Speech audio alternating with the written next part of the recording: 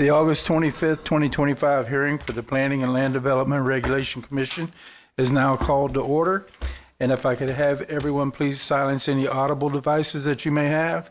And if you could please join me for the Pledge of Allegiance. I pledge allegiance to the flag of the United States of America and to the republic for which it stands, one nation under God, indivisible, with liberty and justice for all. Good morning. I would like to thank everyone for joining us this morning. And Ms. Tucker, could I please have a roll call? Member Craig? Here. Member Shelley? Here. Member Costa? Here. Member Bush? Here. Member Sixma? Here. Chair Mills? Here. And Member Arison is absent. Thank you, Ms. Gruen. Okay. Sorry about that, Ms. Tucker. We do have minutes to discuss from July 17th, 2025. Any discussion on those minutes? I have none, but I'll be glad to make the motion. I'll make a motion to approve the July 17th minutes. Second. I've got a motion on the floor to approve the July 17th, 2025 minutes for Mr. Sixman, a second for Ms. Shelley. Any discussion on the motion? All those in favor signify by saying aye. Aye. Any opposed? Motion carries unanimously.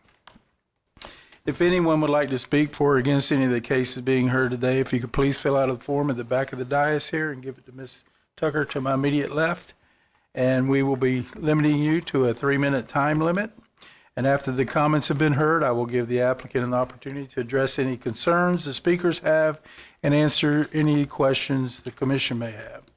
And at this time, I'd like to turn it over to Mr. Sawyer for legal comments. Thank you, Mr. Chair.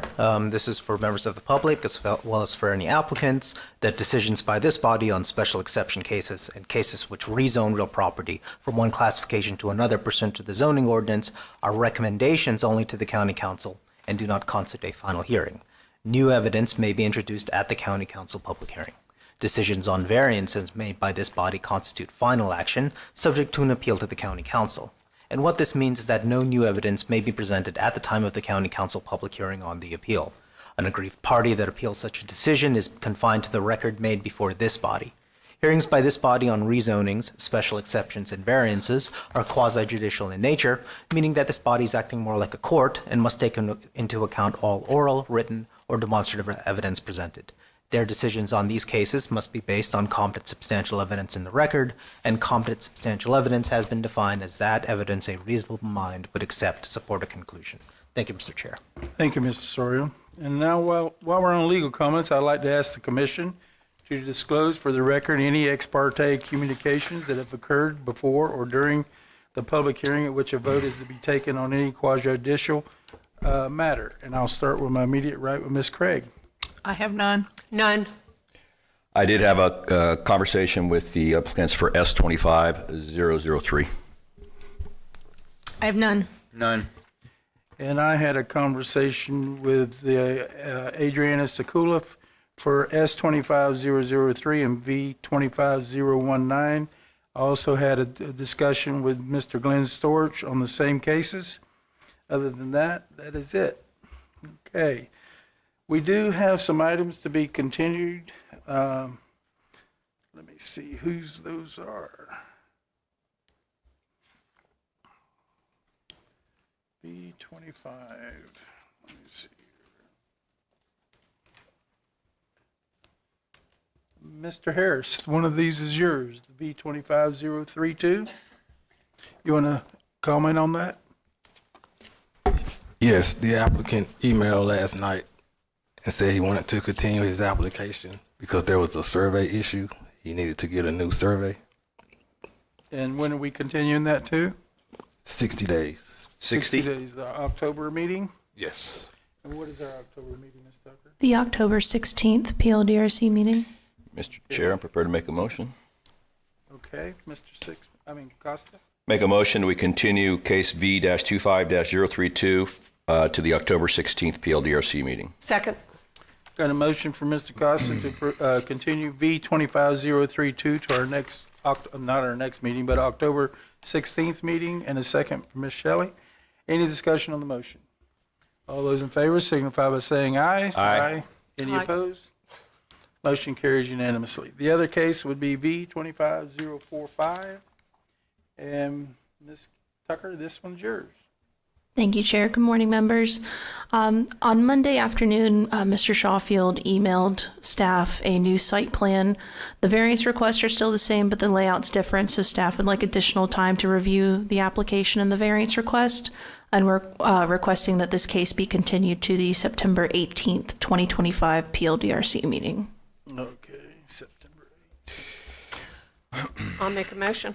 Okay. The Michelle? case number V-25-045 be continued to the September 17th, 18. 18th PLDRC meeting. Second. Okay, I got a motion on the floor to continue V25045 to our September 18th, 2025 meeting for Ms. Shelley and a second for Mr. Costa. Any discussion on the motion? All those in favor signify by saying aye. Aye. Any opposed? Motion carries unanimously.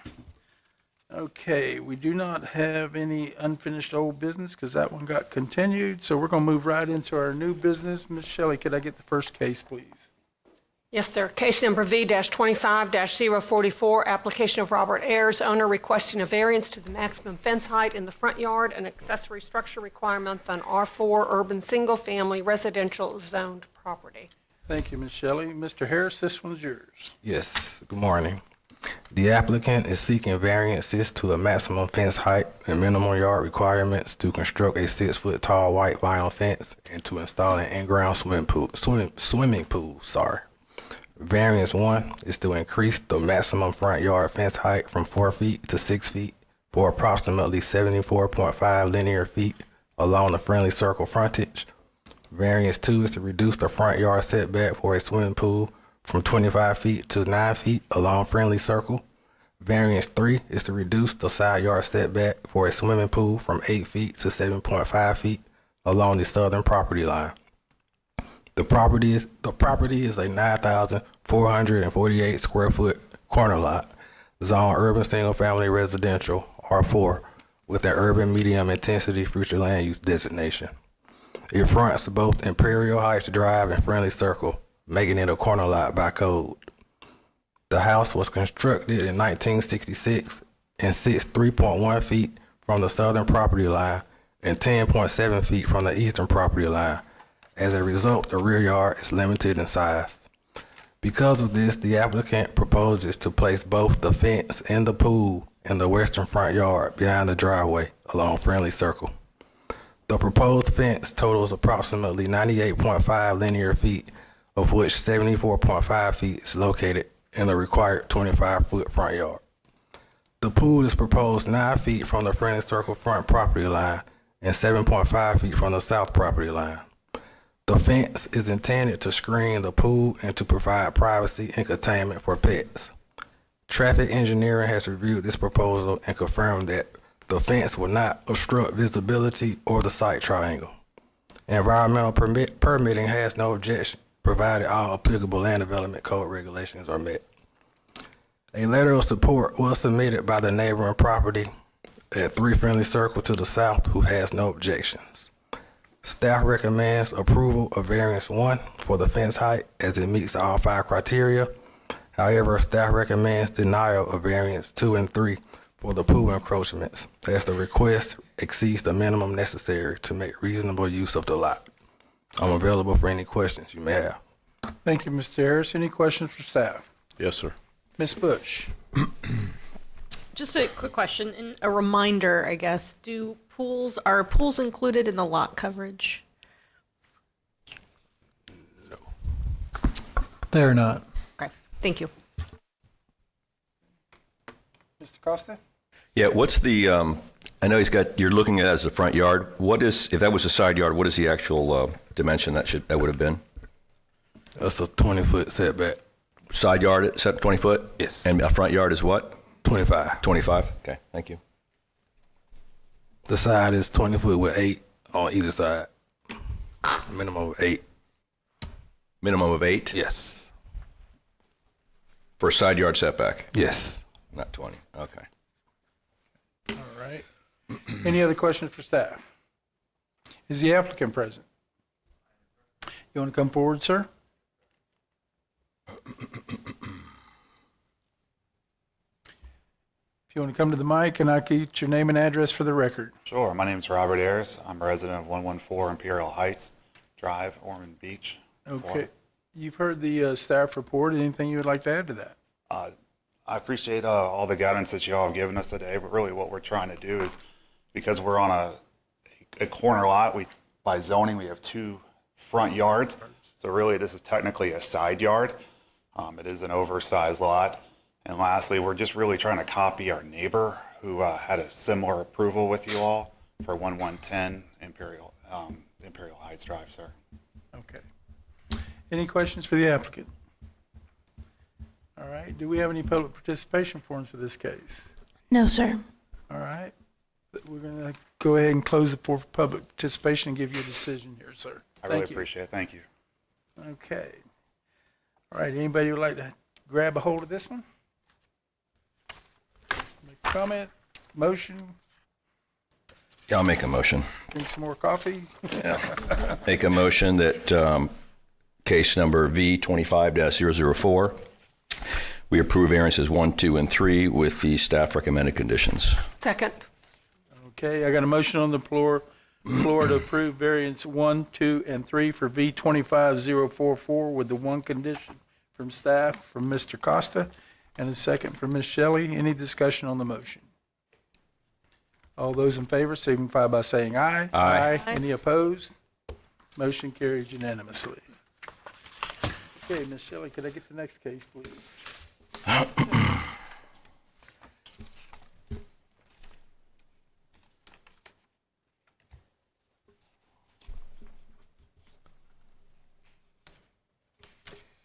Case number V-25-047, variance to the minimum yard requirements on urban single-family residential R3 zoned property. Thank you, Ms. Shelley. Ms. Ray, this one's yours. Good morning. The applicant is requesting 2 variances for a proposed 720 square foot detached garage. Variance 1 is to reduce the north rear yard from 20 feet to 8 feet. Variance 2 is to reduce the west side yard from 8 feet to 5 feet. The property is currently developed with a 1,500 square foot residence that is located towards the center of the property. The property is zoned R3 and has a minimum front yard requirement of 30 feet, rear yard of 20 feet, and side yard of 20 feet combined with a minimum of 8 feet on either side. According to the zoning code, accessory structures that exceed 500 square feet in area shall meet the same yard requirements as the principal structure. Environmental permitting reviewed the request and had no objection. Staff's recommendation is to deny variances 1 and 2. However, should the PLDRC find that the applicant has provided competent substantial evidence for approval, 2 conditions were provided for consideration. I'm available for questions. Thank you, Ms. Ray. Any questions for staff? Ms. Bush? Yes, thank you. I noticed that in the staff report, it references an accessory structure that's behind the applicant, and that accessory structure doesn't meet those setbacks, and it looks like it's larger. So my question is, were the requirements to meet the principal setbacks established in 2002 when that accessory structure was constructed? Yes, ma'am. Okay. Okay. Any other questions for staff? Mr. Costa? Yeah, this is another case of 2 front yards on this particular lot. What is the side setback on that, on the left side there? If it was a side yard? This does not have 2 front yards. It That does is the not? side yard. They're asking from Am I 8 looking at the feet wrong to 5 picture? feet on the side. Yep, never mind. Looked at the wrong shot. Sorry. No Thank you. worries. Yep. Yeah, they're reducing it from Yep. 8 to 5. Got it. Okay. All right. Any other questions for staff? Okay. Is the applicant present?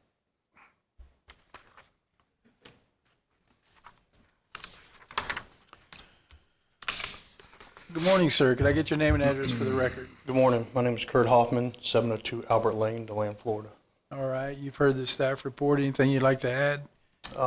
Just that I appreciate the help so far through this process from the staff, and the house was built with no garage, so or when I purchased the house, it didn't have a garage, so I've bought an enclosed trailer. So I'm pretty much, my garage is an enclosed trailer and my back porch. So I'd like to get use of my trailer again and my back porch, and that's the reason why for this building.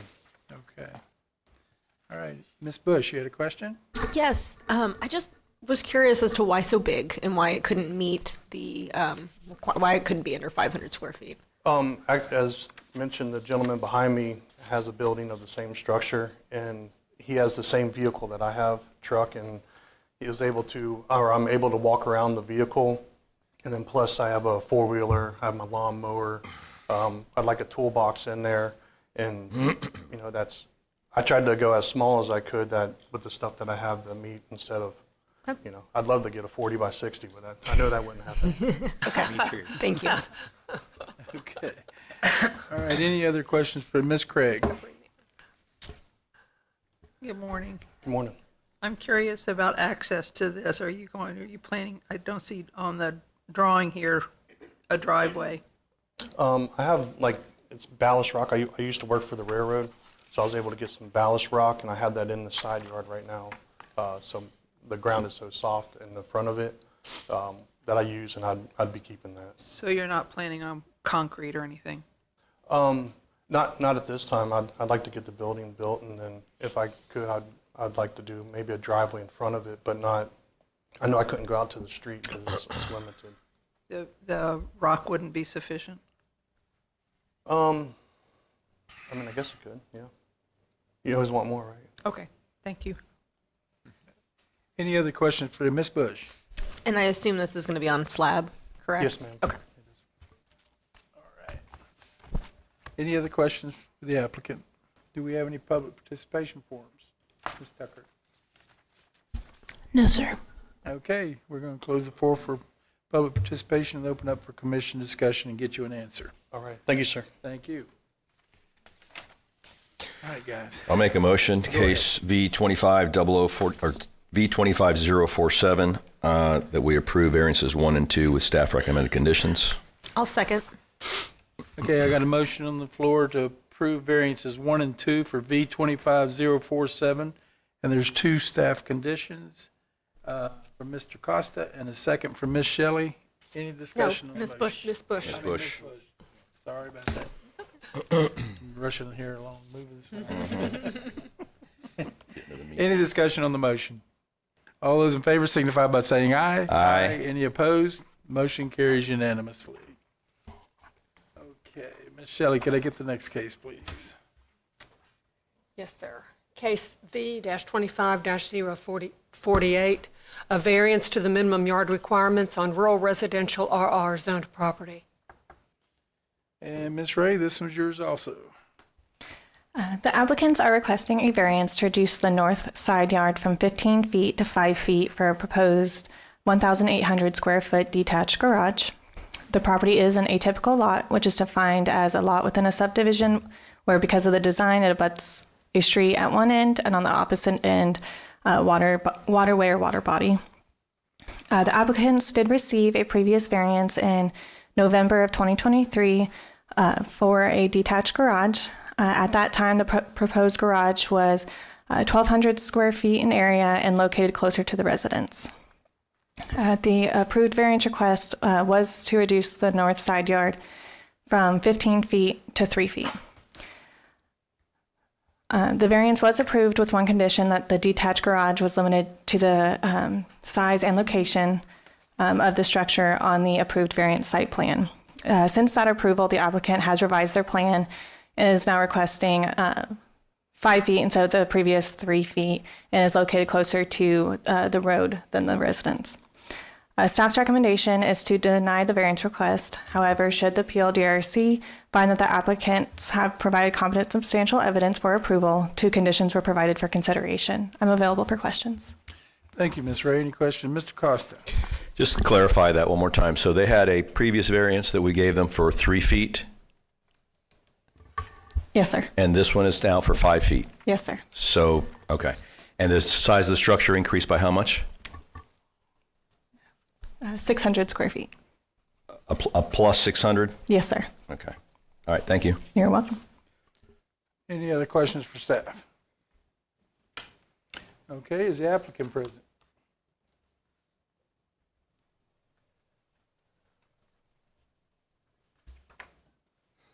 Good morning. Brett Fudge, 2141 Haunton Road. You've heard the staff report. Anything you'd like to add to it? Yeah, in 2024, I guess FEMA changed the requirements for auxiliary structures that they had to be 1 foot above the floodplain. That put us at like 8 foot where that building was going to go. Our house is currently at 5'7" or 5.7. So it would have been like almost a 2.5 foot transition, 40 foot from the house. Physically, we couldn't make it work. So we pushed it farther to the west. Both adjacent properties have structures already up there. We had a signed letter from our neighbor for support to the north, which is it's going to affect his property, so he was good with it. And once we moved it up, formed it up, of course, my wife realized how small it was, so we made it a little bit bigger, help accommodate future toys and stuff. All right, any question? Mr. Costa? Yeah, you mentioned a letter of support. Did we have a copy of that? That was on the previous variance. I can get another But not on this one? So, Yeah. okay. All right, thank you. I could get one. Ms. Bush, you had a question? Yes. So I imagine that the reason for the elevation is why you couldn't put on the south side of the driveway and why it had to be located on the north. The south or north, it really didn't matter. It made more sense to go to the north. The adjacent property, their driveway lines up, and that way we can use it universal we both have long trailers and stuff getting in and out of the properties. Okay. And then are you going to have to remove trees in order to install it? No. Okay. And are you already beginning construction of the pad currently? So, yes, the pad's already poured. We had plans. We relocated the structure, kept it 30 by 40. The building department approved it. They didn't realize they needed a variance at the time, but they gave us the green light. We resubmitted on making the structure bigger. That's when it triggered this. Yes. Okay. Wound up making it bigger. Went ahead and went through with the inspections, knowing that we could get a slap on the wrist or something. Been dealing with the building official. Got him on my cell phone. We're calling. Went out there. He signed off on everything. Inspected the rebar. We poured it because, unfortunately, this happened back in like May or July or May, beginning of June. Here we are in August. I got 2 little kids. I didn't want that site open. Spent a lot of money forming it up. Rebar. It's a construction site. It's basically dangerous and with storms and stuff. So I went ahead and made the decision to pour it. With the county still inspecting it as that condition. So they are aware of everything that's going on. Been working hand in hand with them, and then I put the brakes on it until we had this meeting. Okay. And they're on hold right now, obviously. Yes, You're not yeah. going vertical until you get this Correct. approval. Yeah, Okay. yeah. I haven't done anything further than just went ahead and poured the slab. Okay. Thank you. Termite inspection. We did everything by the book. Okay. Okay, Mr. Costa, you had a question? Yeah, so you moved this project west from the previous. Yes. So correct. out of the AE and into the X zone. So you're out of the flood zone? Yes. Okay, Yep. thank you. Yep. Any other questions for the applicant? Okay, do we have any public participation forms for this case? No, sir. Okay, we're going to get you an answer here, sir. We're going to close the floor for public participation, open up the commission discussion or a motion. I'll be glad to make a motion. Go ahead, Ms. I Shelley. move that case number V-25-048, variance to the minimum yard requirements on rural residential zoned property, be approved, subject to the staff conditions, 2 staff conditions. Okay, I got a motion on the floor from Ms. Shelley to approve V-25-048 with the 2 conditions from staff, and a second from Mr. Sixma. Any discussion on the motion? All those in favor, Ms. Bush, you wanted to... Yeah, just real quick. Normally, I probably wouldn't be approving this just because you did work already on it, but thank you for at least being honest. So that I just wanted to state that for the record. Okay. All right, anyone else would comment? All right. All those in favor signify by saying aye. Aye. Any opposed? Motion carries unanimously. Ms. Shelley, could I get the next case, please? Yes, sir. Case number V-25-050, variances to the minimum yard requirements on rural residential RR zoned property. Okay, Ms. Ray, this one's yours. Yes, so the applicant is requesting two variances of a partially constructed 3,600 square foot single-family residence. Variance 1 is to reduce the east front yard from 40 feet to 33 feet, and variance 2 is to reduce the north side yard from 15 feet to 10 feet. A building permit was issued in February of 2024 with an approved zoning review, with a site plan showing the residence meeting the minimum yard requirements. After construction began, the applicant submitted a form board survey to verify the residence was still in compliance with the minimum yards, and it was discovered that the residence had shifted and now encroaches into the front and side yard. There are wetlands on the western portion of the property, and the property is located within our natural resource management area, which requires a 50-foot upland buffer. Environmental permitting reviewed the application and had no objection, as a single-family residence is located outside of the wetlands and their associated buffers. Staff's recommendation for variances 1 and 2 are for approval because they met at least 3 of the 5 criteria for granting said variance, with 2 staff recommended conditions. I will note that 1 letter of opposition was submitted from the adjacent neighbor to the north. I'm available for questions. Thank you, Ms. Ray. Ms. Bush, you had a question? Does this happen often? No, ma'am. Is that it? Okay. Any other question for staff? Okay, is the applicant present?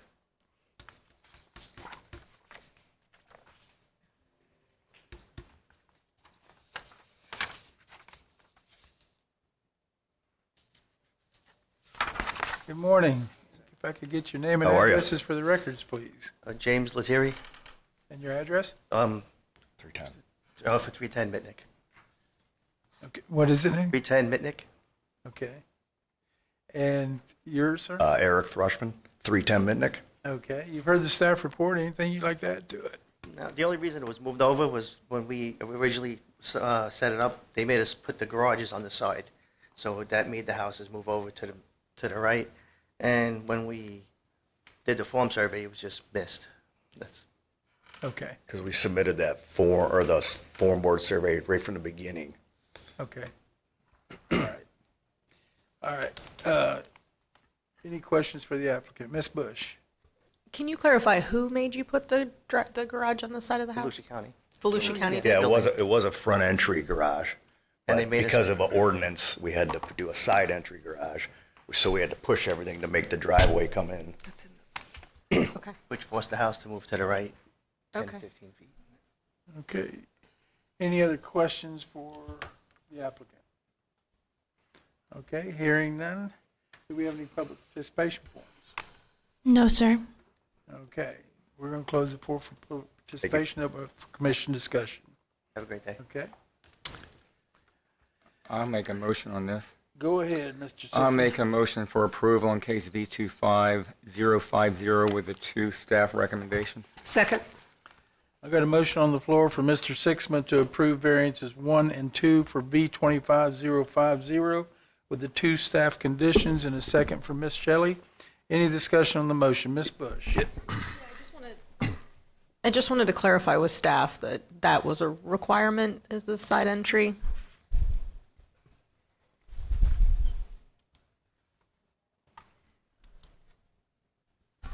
No, that's not a requirement of staff. Not from the zoning staff to require side entry garage. Okay, because that's what the applicant is saying is why they moved it over. It was a requirement of Volusia County, so I was want verifying. Well, it may be depending on if this is an enterprise. Is it Local in your plans. HOA? It could be. No. I used to live in the I don't have a neighborhood. copy of the report. so. Okay, yeah, that's one of the requirements of the enterprise overlay requirements. If you're going to have the garage in front of the home, it has to be a side entry. So it is in the enterprise overlay? Yes, ma'am. Oh, okay. Thank you for that clarification. Mr. Costa? Yeah, just want to make note that we do have 1 letter of opposition that wasn't brought up in here, and her concern, her concern was about potential flooding on her part. Looking at this, I see a drainage ditch running along the side of the property line there. Is that a publicly maintained or private drainage? That's for anyone. That would be for staff, wouldn't it?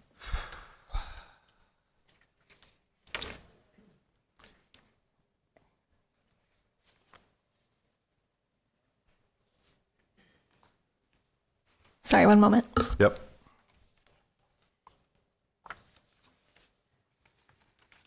And the reason, while you're looking, the reason I asked that question is on my property, on my 5 acres, I have also a drainage ditch on the backside of the property that it's publicly maintained. And while I maintain my section, that thing runs about a mile in each direction.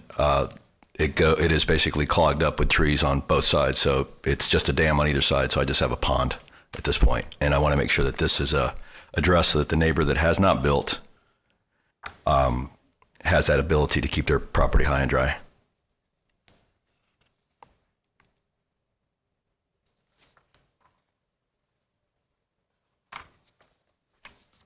Usually a question for Public Works. They keep an inventory of all their drainage facilities. We don't have a Public Works person here, so bear with us while we try to find that out. Yeah, I'm gonna assume that it's a privately maintained and not publicly, because I think it would be flagged differently on the survey. But it's just a question I wanted to ask on that. And whose property line does it actually fall under? The ditch itself, is it outside of this particular property line and belongs to the neighbor? Yes, sir. It looks like it goes through the adjacent neighbor to the north. The neighbor's side, Yes. okay. Thank you. Otherwise, we could add a condition, but it's not on his property. Keep it clear, and since it's not on their site, they really can't touch it unless they've got some kind of an agreement or an easement use on it. Okay. So, All right. Any other discussion on the, or I'd accept the variance. Did we get a variance on that, a motion on that? Yeah, you got a motion and a second. The 2 conditions. Okay. Any other discussion on the motion? All those in favor signify by saying aye. Aye. Any opposed? Motion carries unanimously. Okay, Ms. Shelley, could I get the next case, please? Yes, sir. Case number S-25-003, special exception for a non-exempt excavation on prime agriculture A1 zoned property. Okay, Ms. Ray, this one's yours. Lucky you. Actually, I'll be doing the present today. You want to read both of them in? Can we also read in the Yeah, variance? tied together. Mr. Shams, you going to take this one? Yes, sir. Okay. Can we also read in the variance application? Yeah, there's 2 together. Oh, I see that now. Oh, okay. Go ahead, Mr. Shams. I didn't mean to interrupt you. No worries. Good morning, Steve Shams of Planning and Development Services. The applicant is requesting a special exception for a non-exempt excavation on 54 acres of a 154-acre site. The site is located at the intersection of Colony Road and State Road 415. It's surrounded by single-family residences along the western, southern, and eastern boundaries. And on the northern boundary is adjacent to Deep Creek Preserve Conservation Area. Further, along the eastern boundary, there is a 60-foot utility ingress and egress easement for Lefroy Landing Road. Per the zoning ordinance, all setbacks and buffers will be measured from the westernmost point of the easement. The application received 12 letters of opposition and 1 letter of support. Of these letters, about 6 of them are in the affected area. 6 of the letters of opposition, and the letter of support is the neighbor to the north. Most of these letters were received after the report was published and have been provided to you in your packet. The applicant is proposing to dig 2 pits to excavate approximately 2.887 million cubic yards of fill in over 5 phases. The entire excavation will be over a period of 12 years. The site contains approximately 42.8 acres of wetland area. Typically, special exceptions require a 250-foot setback from the excavation top of bank to wetlands or water bodies. However, if the applicant can demonstrate no permanent or temporary drawdown of the wetlands through a third-party reviewer, then a reduction of 75 feet can be permitted. The 75 feet is comprised of a 25-foot setback and a 50-foot upland buffer. They have met this requirement. Based on the special exception plan, the applicant is proposing to remove the site's access onto State Road 415 and will access the site from Colony Road in the southeast corner. The excavation activities will generate 160 daily trips from the dump trucks entering and leaving the site, and 12 additional daily trips from employees entering and leaving the site. According to their documents, each pit will be approximately 50 feet deep and will have a maximum slope of 3 foot to 1 foot. Proposed hours of operation are from 7 a.m. to 7 p.m. Monday through Saturday. Non-exempt excavations are subject to specific code requirements in section 72-293 and must meet all requirements for recommendation of approval. Of these requirements, there is a dimensional standard to maintain a 150-foot setback from the excavation top of bank to any property line or right-of-way line, and a 50-foot perimeter landscape buffer. The intent of these separation requirements is to mitigate noise, dust, and visual disruptions to adjacent property owners. The applicant has applied for an accompanying variance application to reduce or remove these requirements entirely. For example, along the eastern boundary with the utility easement, the applicant is requesting a variance to reduce the setback from 150 feet to 10 feet and the landscape buffer from 50 feet to 10 feet. The variance requests to reduce the necessary separation requirements indicate that the required special exception criteria are not being met. The traffic generated by the site will impact the level of service of State Road 415. Based on prior review of the site through our technical staff committee, the applicant was instructed to coordinate with FDOT about potential traffic impacts, but the applicant has not provided evidence of FDOT's review. Therefore, there is not sufficient data to conclusively state the proposed non-exempt excavation will not result in undue traffic congestion on the surrounding network. The excavation activities will be conducted 12 hours per day, 6 days per week for 12 years. Though there is existing vegetation in some areas along the property perimeter, it is sporadic and does not serve the buffer's purpose of mitigating noise and dust impacts and visual disruption that result from the activities. Without proper screening and separation, this has the potential to adversely affect neighboring single-family residences. Therefore, the application is inconsistent with the intent of the special exception. It will adversely affect the public interest, does not meet the requirements of the special exception, may create a public nuisance, may alter the surrounding neighborhoods, and may result in adverse traffic impacts. Therefore, staff recommends forwarding to County Council with final action of denial. If approved, staff recommends 13 conditions included in the report. And for the variance application, they're proposing 9 variances. Okay, Miss Shelley didn't read that case into the record. Sure. So let her read that in there right now. Of course. Because this is a companion case, so we'll hear them both at the same time. I would suggest, I would ask, as someone who represents the neighborhood, that we have the 2 quasi-judicial hearings separately, though. One for the special exception, because there's a different standard, and one for the variances. We're going to hear both of them, though, so we'll get a gist on what we're dealing with as far as the variance, but we will have 2 different hearings on it. Thank you. Okay. Case number B-25-019, variances to special exception minimum yard requirements. I'm sorry, Member Shelley, your microphone's not on. Thank you. Thought my voice was loud enough. It was. Case number V-25-019, variances to special exception minimum yard requirements and landscape buffer requirements on prime agriculture A1 zoned property. Okay, Mr. Sims, go ahead. Thank you. So the applicant's proposing 9 variances to special exception requirements for the non-exempt excavation. Variance 1 is to reduce the minimum yard from the eastern ingress-egress easement from 150 feet to 10 feet. Variance 2 is to reduce the minimum yard of the southern boundary from 150 feet to 50 feet. Variance 3 is to reduce the minimum yard from the northwest boundary from 150 to 35 feet. Variance 4 is to reduce the minimum yard of the northeastern boundary from 150 feet to 50 feet. Variance 5 is to reduce the minimum yard from the western boundary from 150 feet to 50 feet. Variance 6 is to reduce the perimeter buffer along the northwestern boundary from 50 feet to 0 feet. Variance 7 is to reduce the perimeter buffer from the western boundary from 50 feet to 0 feet.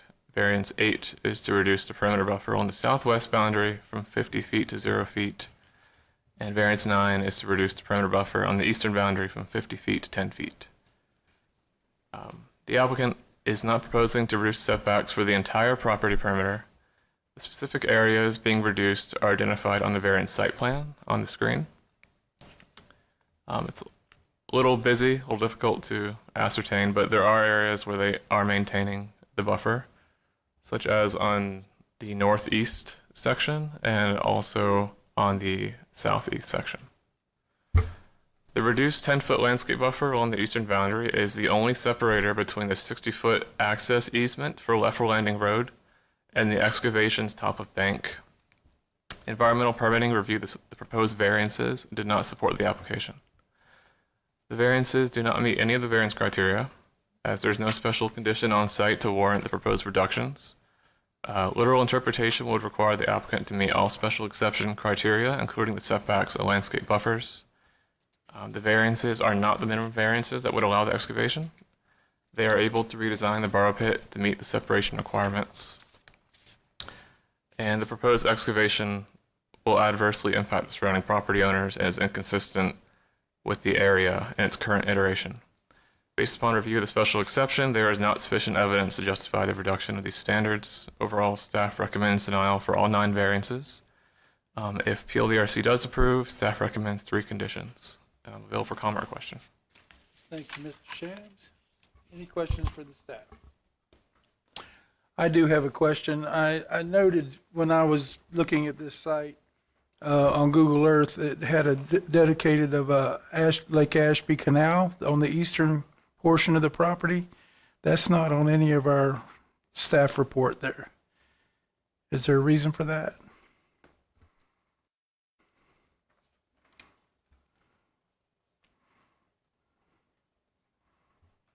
Hold on one second. Okay. And Mr. Chair, while they're reviewing that, just the word on the way these applications work together. So you have a special exception, you have a variance, 2 separate standards. Correct. So the variance, for each of those variances, you need to meet three out of 5. I would recommend that you consider the variances first, because if you deny the variances, you must recommend denial for the special exception. The special exception is contingent upon the variance criteria, because they can't get the special exception site plan approval unless they also get these variances from you. So if you approve the variances, then you can make an independent determination on the special exception. You can approve it or recommend approval, or you can recommend denial. But my advice is consider the variances first, whether or not they meet that criteria. Once again, if they don't, then if you deny all the variances, you should recommend denial for the special exception, because you can't grant the special exception as presented if you also deny the variances. Okay, thank you, Mr. Storia. Okay, in lieu of that, we will consider the variance first. Gonna put the cart before the horse, I guess. I say that because it's like all of this is in context. So yeah, the variances I understand. And that was the reason I wanted both of them to be read in the same case, so we could be able to look at both of them when we're deciding either the special exception or the variances. Right. Okay. Because obviously if the special exception don't go through, we don't need the variances. Correct? No, it's the other way around. Do that vice versa. I understand. Okay, Ms. Bush, you had a question. Yes, this is for staff.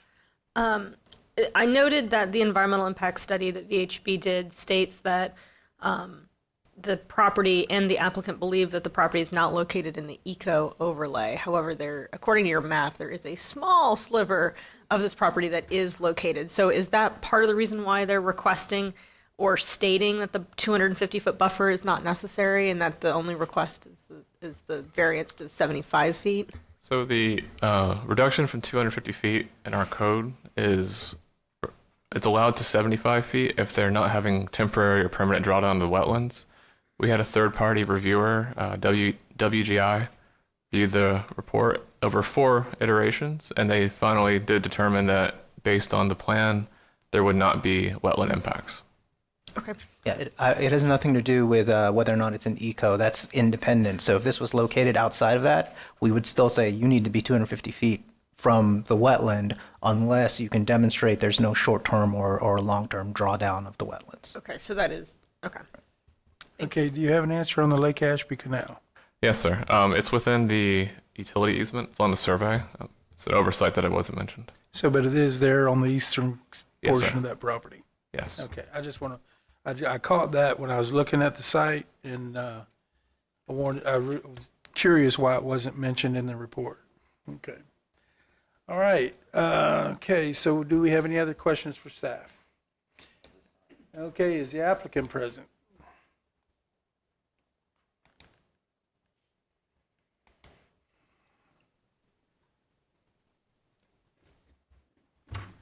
Good morning. Good morning. Could I get your name and address for the record? Yes, my name is Anna Long. I'm an attorney with the law firm of Dean Mead, 420 South Orange Avenue, Suite 700, Orlando, Florida, 32801. I represent the applicant. Here with me today is the applicant's engineer, Jim Golden from Grove Scientific, as well as our environmental ecological representative from VHB. And finally, we have owner representative and operational representative here. So if there's something I can't answer, but there's a question for which one of the others can, I just wanted to let you know that there was a full team here. And I do have for the county attorney just a procedural question, because we had the same question of staff. We felt that the special exception should be considered in and of itself and alone, primarily because of your procedural outcomes. And if we're taking the variances first, and if for whatever reason you deny 1, 2, 3, or all of them, then that's, as I understood this morning, something that is not appealable. No, they're all to the Board of County Oh, Commissioners. no, they're all appealable. Okay, each individually? Yes, yes. Okay, So and if- they'll be taken each individually? It depends upon the final So you decision. see, there's 9 variances. You can say yay or nay to 1 through 9, or any combination thereof. And if we don't have a clear direction on that, then we don't know what we could go back to the drawing board, if that would be necessary and the project would still be viable, how procedurally to do that. So I would ask your indulgence, and someone could assist with that. We want the discussion, okay? We want full discussion. We want to hear what you have to say. We want to hear what these folks have to say. And if there's an opportunity for something to be addressed in the interim, then in all honesty, we're going to look for some relief from a decision. We will pull them and go back to a drawing board and figure out what we can do. But before we do that, we want to hear, so we know.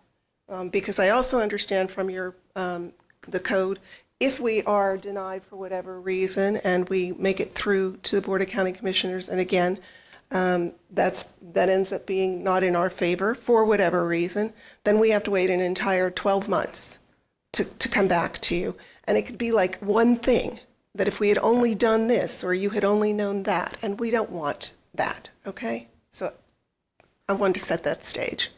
Okay. Yes? All right.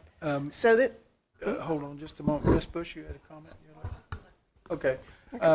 Mr. Soria, I'll give you a scenario here. In the event, and I'm not saying it will, that we have the variances fail, can we continue the special exception? Yes.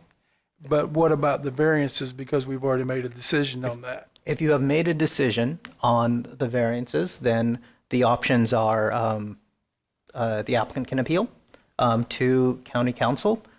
You can also, if you deny those, you can leave room to essentially waive the 1-year filing limitation. Okay. You've done that so before. So they can go back into the drawing board. Yes. And redo it, and we would just continue the special exception. Yes. That's what I was essentially. asking. You have that authority to waive that 1-year limitation. Make sure we don't deny the variances, which throws everything out in the 1-year period.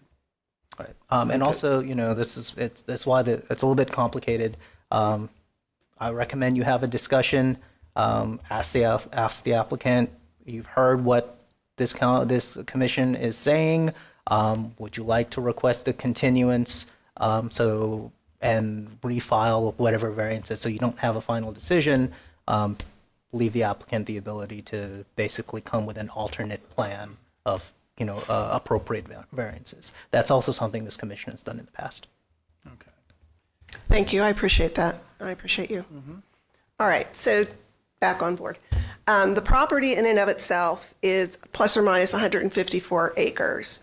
A third of the property is being proposed for the special exception variance for the operation of the borrow pit. There is a reason why the variances are being asked for. And our environmentalists can speak to that more clearly, but essentially the acreage of wetlands on site within the area are being avoided in their entirety. There's no impact to them. There will not be an impact to any of those on-site wetlands, period. We've met all the criteria. We're not asking to go in there and mitigate a piece or a part of any of them. And in order to do that, then, we have less operable area on the internal portion of the property because of the way it meanders. Secondly, over the last couple of days, as staff mentioned, there's been several emails that have come in opposition, but the closest parties, those most affected, the one to the north, and we're going to go over individually each of the variances and what they are, and our engineer is going to explain those to you. But the property to the north, the one in which the cell tower is located, for which the easement of the utility is issued to Crown Castle, they are in favor of this operation and support the variances. I've also reached out to Crown Castle, which is the entity that benefits from the easement, and they are discussing how they can respond to us to give you what you need in writing so that you know they too would have no opposition to the variance. One of the reasons they wouldn't have an opposition to the variance is their access road is already in.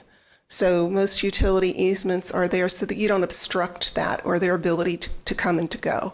And this wouldn't do that. Some of the variances, again, one by one, for instance, the one to the north where it's said by staff, we're asking for 0 setback. Well, that's because there's nothing there. It's more forested area. So we're not impacting anybody to the north with respect to noise or traffic or any of the concerns that might be raised. As far as the majority of the folks that have responded in opposition, some of them are over 3 miles away. And I do understand that when there's something of interest and everybody comes and you want to talk about it, that's fine. But it also should be taken into account the extent of the concerns.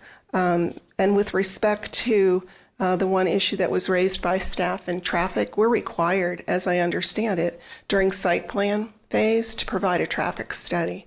And if we fail the traffic study, then to provide appropriate improvements along the roadway. Site plan phase isn't anywhere near ready because we don't have any of the approvals that would allow for us to move forward. So the answer to the question about traffic is correct. It's not known yet, but it will be known and it would need to be addressed, period. We don't get a buy on that. I would respectfully ask that we have an opportunity to come back and provide any rebuttal to any of the comments made by public if we can appropriately address them. And then, as the discussion said, the opportunity to make a decision on process and procedure moving forward. And with that, I'd ask that our engineer speak to the individual variances. Okay, thank you. Okay, get your name and address for the record. Mr. Chairman, James Golden with Grove Scientific and Engineering, 6140 Edgewater Drive, Orlando, Florida, 32810. Okay, so good morning, everybody. I'm here to go over the variances and what we believe is a support for the variances that we have. We have a number of them, but as Ms. Long stated, we really believe that these variances or the reduced setbacks are required to make this a feasible project. First, going to go over variance 1 and 9. One of the variances is to reduce the landscape buffering along that border, along the eastern border. Well, there in the next slide I'm going to show you, but there are existing dense stand of trees within our property line from the top of the bank of the Ashby Canal. So we have a photograph of that in the next slide. But you want to show that now? Okay. So you can see this is looking at the Life or Landing Road easement area. and that this is looking east, so you can see there's a dense stand of trees along that. That is within our property line before the top of the bank of the canal. So we would offer, so our setback is really 70 feet from those, just beyond those trees from the top of the bank of the Ashby Canal to our edge of construction. Heard the staff say that the setback goes right to the top of the bank. Actually, the borrow pit design is there's a berm to stop any off-site runoff or erosion. Then there is a road, the perimeter road that the trucks would follow.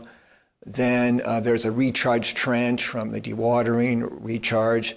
Then you go down into the pit. So it's about another 50 feet from the 70-foot setback from the property line. So another about 50 feet during operations at least. Ms. Long mentioned that there is a letter, no opposition from the Gothiers for the access road setback, and that impacts this variance.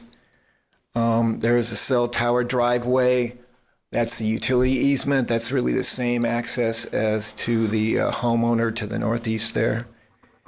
And so that's our slide one. Thank you. Go to number 3, please.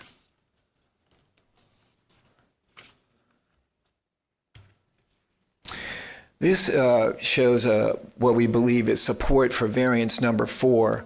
That is the setbacks and the landscape buffer from the Gothier's property to the northeast of the project. They have a letter of no objection to the reduced setbacks along their property boundary between them and our project. We are offering a 50-foot, like per code, a 50-foot landscape buffer along the northeastern property boundary between our project and their project. And then along the western portion of their property, there is existing dense stand of trees. All these wetlands are mature wetlands. They have cypress trees, and that's in our application. It shows the photographs of those dense stands of trees in these wetland areas. And so they have a wetland along their western boundary that we are not impacting, and those trees really serve as an existing buffer. Your code allows an applicant to claim existing trees as the landscape buffer, and that's what we offered in our application.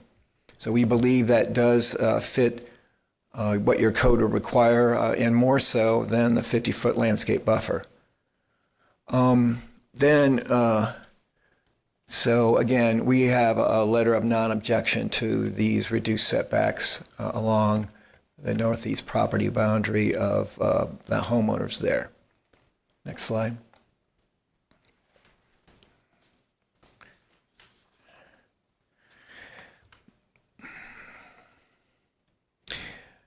I'd like to go over the support for variances 3 and 6. That's along the northern property boundary between the project and Deep Creek Preserve Conservation Area. Since there are no residences or other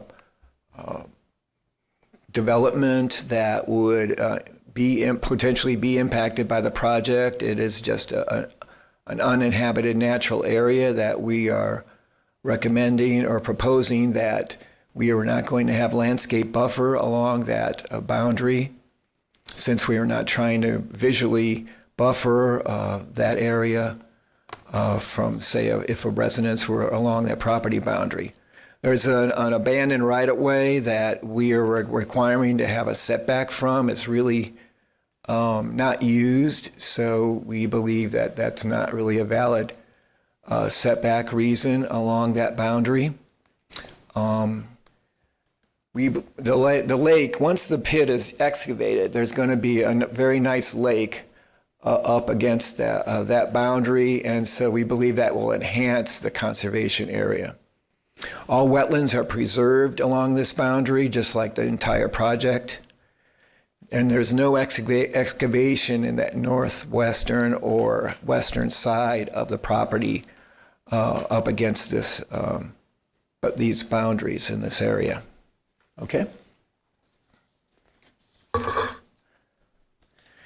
This goes over variances 5 and 7 along the western portion of the property. Really, there's no pit development within 600 feet of this setback. So you can see that there is a recharge pond between our western boundary and then a wetland and then our borrow pit. That recharge pond was required by your third-party reviewing engineer as when during the dry season we would have a storage area for water that would help us recharge the wetlands and make sure they stay hydrated. So that is not an excavation, it's just an above-ground pond that is going to be used to enhance our recharge of the wetlands. There's significant forested wetlands between the western boundary and our project, and that was put forth in our application. In addition, we're offering, this is not in our application yet, but 50-foot landscape buffers between the wetlands, so there are no visual corridors for any residents down the western boundary there. So we're proposing to add a 50-foot landscape buffer and trees that meet your code. If we're allowed to go forward, we would revise our plan to give more details. But you can see that these landscape buffer areas are pointed out on the plan there. Okay, thank you. Next one, please. Now we're down to the southern boundary of the property. Again, the excavation is far more than 150 foot from these property boundaries. You can see that we're also offering the 50-foot landscape buffer between these wetlands that provide, thick forested wetland visual buffers. But we're again offering to meet your code in between the existing vegetation buffers. So there is a totally opaque line of vegetation between our pit and these residents along to the southern boundary. So the pit, we believe, in disagreement with your staff, that we do meet the 150-foot setback along the southern boundary based on our design of our excavation. And again, the wetlands are not impacted along the southern boundary. Thank you. Next one. Finally, there was some letters of opposition that mentioned potential wildlife and other impacts, noise and dust from the pit, and I wanted to go over what we believe is going to be mitigating conditions that will not impact our neighbors from the project. First, we're going to have to, in the final site plan or immediately after this approval, if we get approval, we'll go forward with the St. Johns River Water Management District permit applications for stormwater management and for water use permitting. Your own environmental permitting section reviewed the application and they did not have any objections to the application. We're preserving 42 acres of wetlands on the property, like Ms. Long mentioned. That's about approximately a third of the project property acreage. Noise reduction will be mitigated by the depth of the excavation. Most of the excavation is going to be below grade, 20, 30, 40 feet below the land surface, so that will greatly mitigate any potential noise from leaving the excavation. Dust is controlled by daily application of water on the roads that are around the pit and within the pit, so there'll be a water truck operating constantly. And your county traffic engineering did review the application, and they said it did not raise any issues with daily trips generated from the site. Water level monitoring wells will be installed around all these pits during dewatering activities, and those will be monitored weekly and reported to the Water Management District. And so if they see any impacts to wetlands, they would require us to do mitigating operations. And then finally, we believe that the pit, once they're converted to lakes, will increase flood water retention. This site is actually, the center portion of the site is an upland area. It now flows off to the south and the east towards the Ashby Canal and Ashby Lake. We would maintain that flow. We would be required to maintain that flow under our environmental resource permit through St. John's. And we would also add additional storage for any flooding that would go onto the site by these lakes. Once you're the lakes provide more storage than the uplands do at this point. Well, thank you this morning for this time, and I'll be here for any questions. Okay, any questions? Ms. Bush? I have a few. Like I said, I read through the environmental impact statement the VHB did. How many times were they on site to identify species?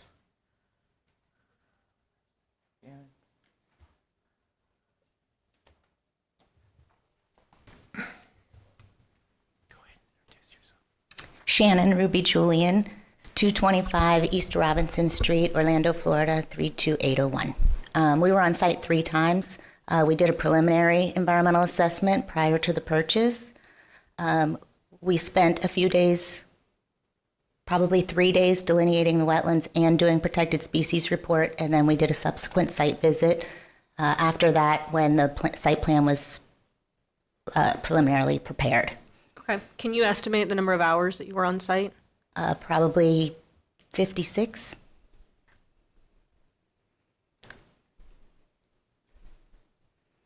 Okay.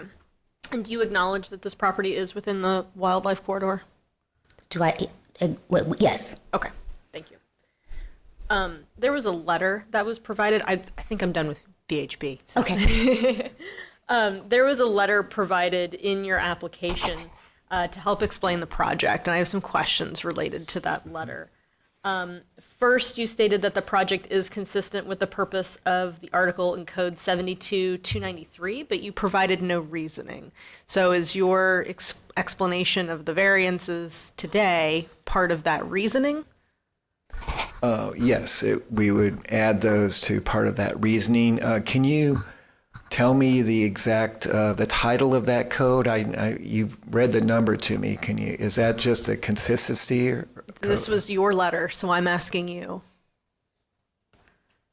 In the application, my letter in the application? I don't know if it was you specifically, but there was a letter in the application that said that you were consistent with this section of the code, but provided no I'd reasoning. have to have my application in front of me to be able to tell you exactly what that was referring to. Okay, well, I have additional questions related to this letter, so if you... Okay, I can go ahead. Okay.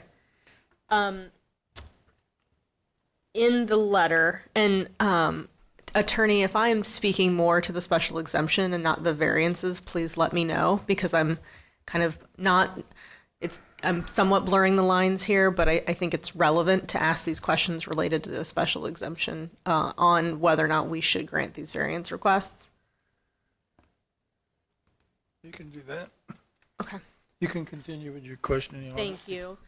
In the same letter, you state the non-exempt excavation is a permitted use with special exemption, but it is not a permitted use. That is why you're here before us today and why you have to go before the county council.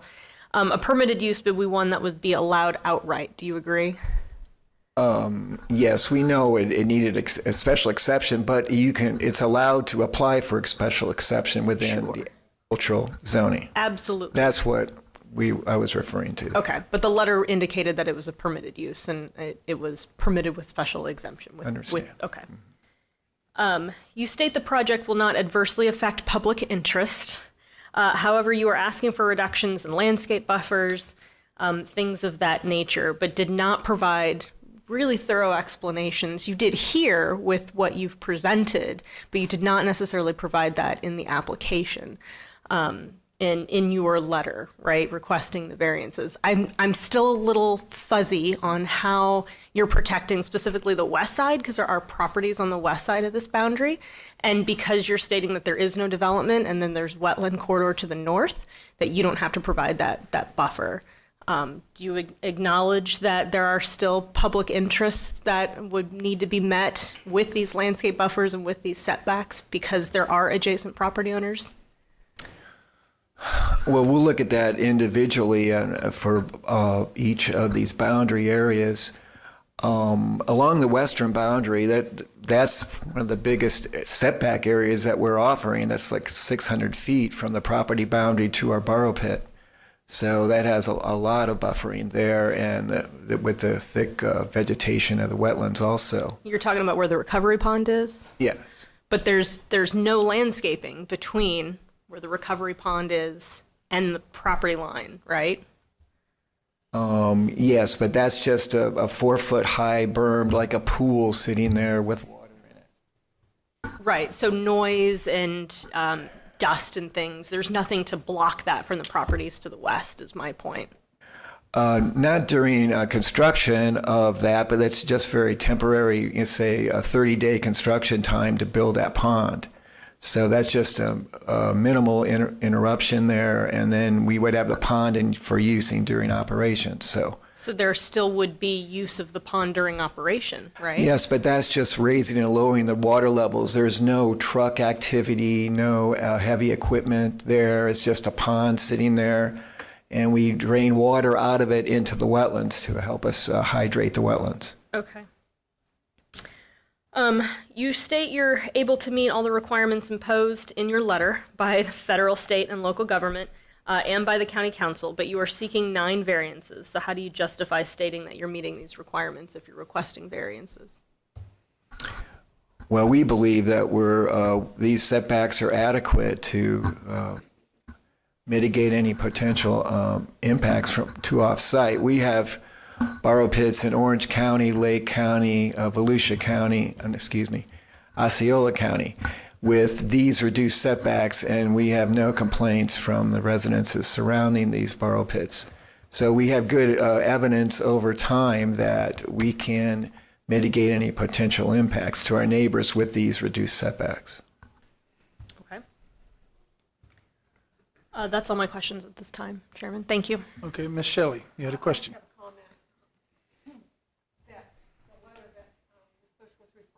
Is under 25-003 in the packet. It's not under the variance section. That's just a comment. Thank you. Ms. Craig? I also had a comment about the use of the term dense stand of trees for the buffer along the east and southern borders. When I drove by it, it did not look like a dense stand of trees to me. It was quite sporadic. You can see through completely to the rest of the land, and I sort of have an objection with that term dense stand of trees. Understand. Any other questions for the applicant? Chair, if I may, Member Shelley, your mic wasn't on, so we weren't able to capture your comments. My point was just that the letter, because having it, Speaker on. it's on. Oh, okay. Yeah. Speak up. Speak up. Be careful. I'm from Texas. Y'all don't want to hear that. Okay. It was only just a point. If anyone was looking, having it all online, I was going around trying to, then I found the letter, and I just wanted to make a point that the letter is in the packet under S25-003. It's not necessarily germane. It's just a point of knowing where it is if someone was looking for it. Thank you. Ms. Bush? This might be a question also for staff as well as the applicant. You mentioned the recharge pond on the west side, but I believe staff stated that the third-party WGI stated that there were no impacts to the wetlands, so why would a recharge pond be necessary to keep the wetlands moist or wet? Per the third-party review, I believe with the inclusion of the pond, that would prevent any impact to the wetlands. So there are impacts to wetlands. If they did not include the pond. But they have to do this pond in order to mitigate what that impact is, correct? Yes. Okay. Can I clarify something there? Yes, go ahead. There really, we did a model of water balance overall for the whole property during operation, and that pond, it is just a backup. We believe that without the pond, we still met the criteria of no impact to the wetlands. And but the third party required that pond to agree with us. But it was our expertise in the groundwater modeling and the water balance that we think we proved there's no wetland impacts without the pond even. So we added it to placate your third-party engineer. Any other questions for the applicant? Okay, we do have some public participation forms for this case. I will give you an opportunity for rebuttal after they've been heard. So we're going to move forward. Also, I'm going to call Mr. Storch to come forward.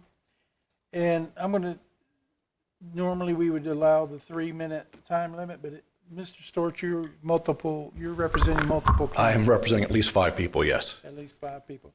Okay, so we're going to allow you to go ahead over that 3 minutes because I believe someone said you had a presentation. I have 2 PowerPoints, one for the special exception and one for the variance. Okay, Yes, sir. can we see the variance we're addressing the variance at this point?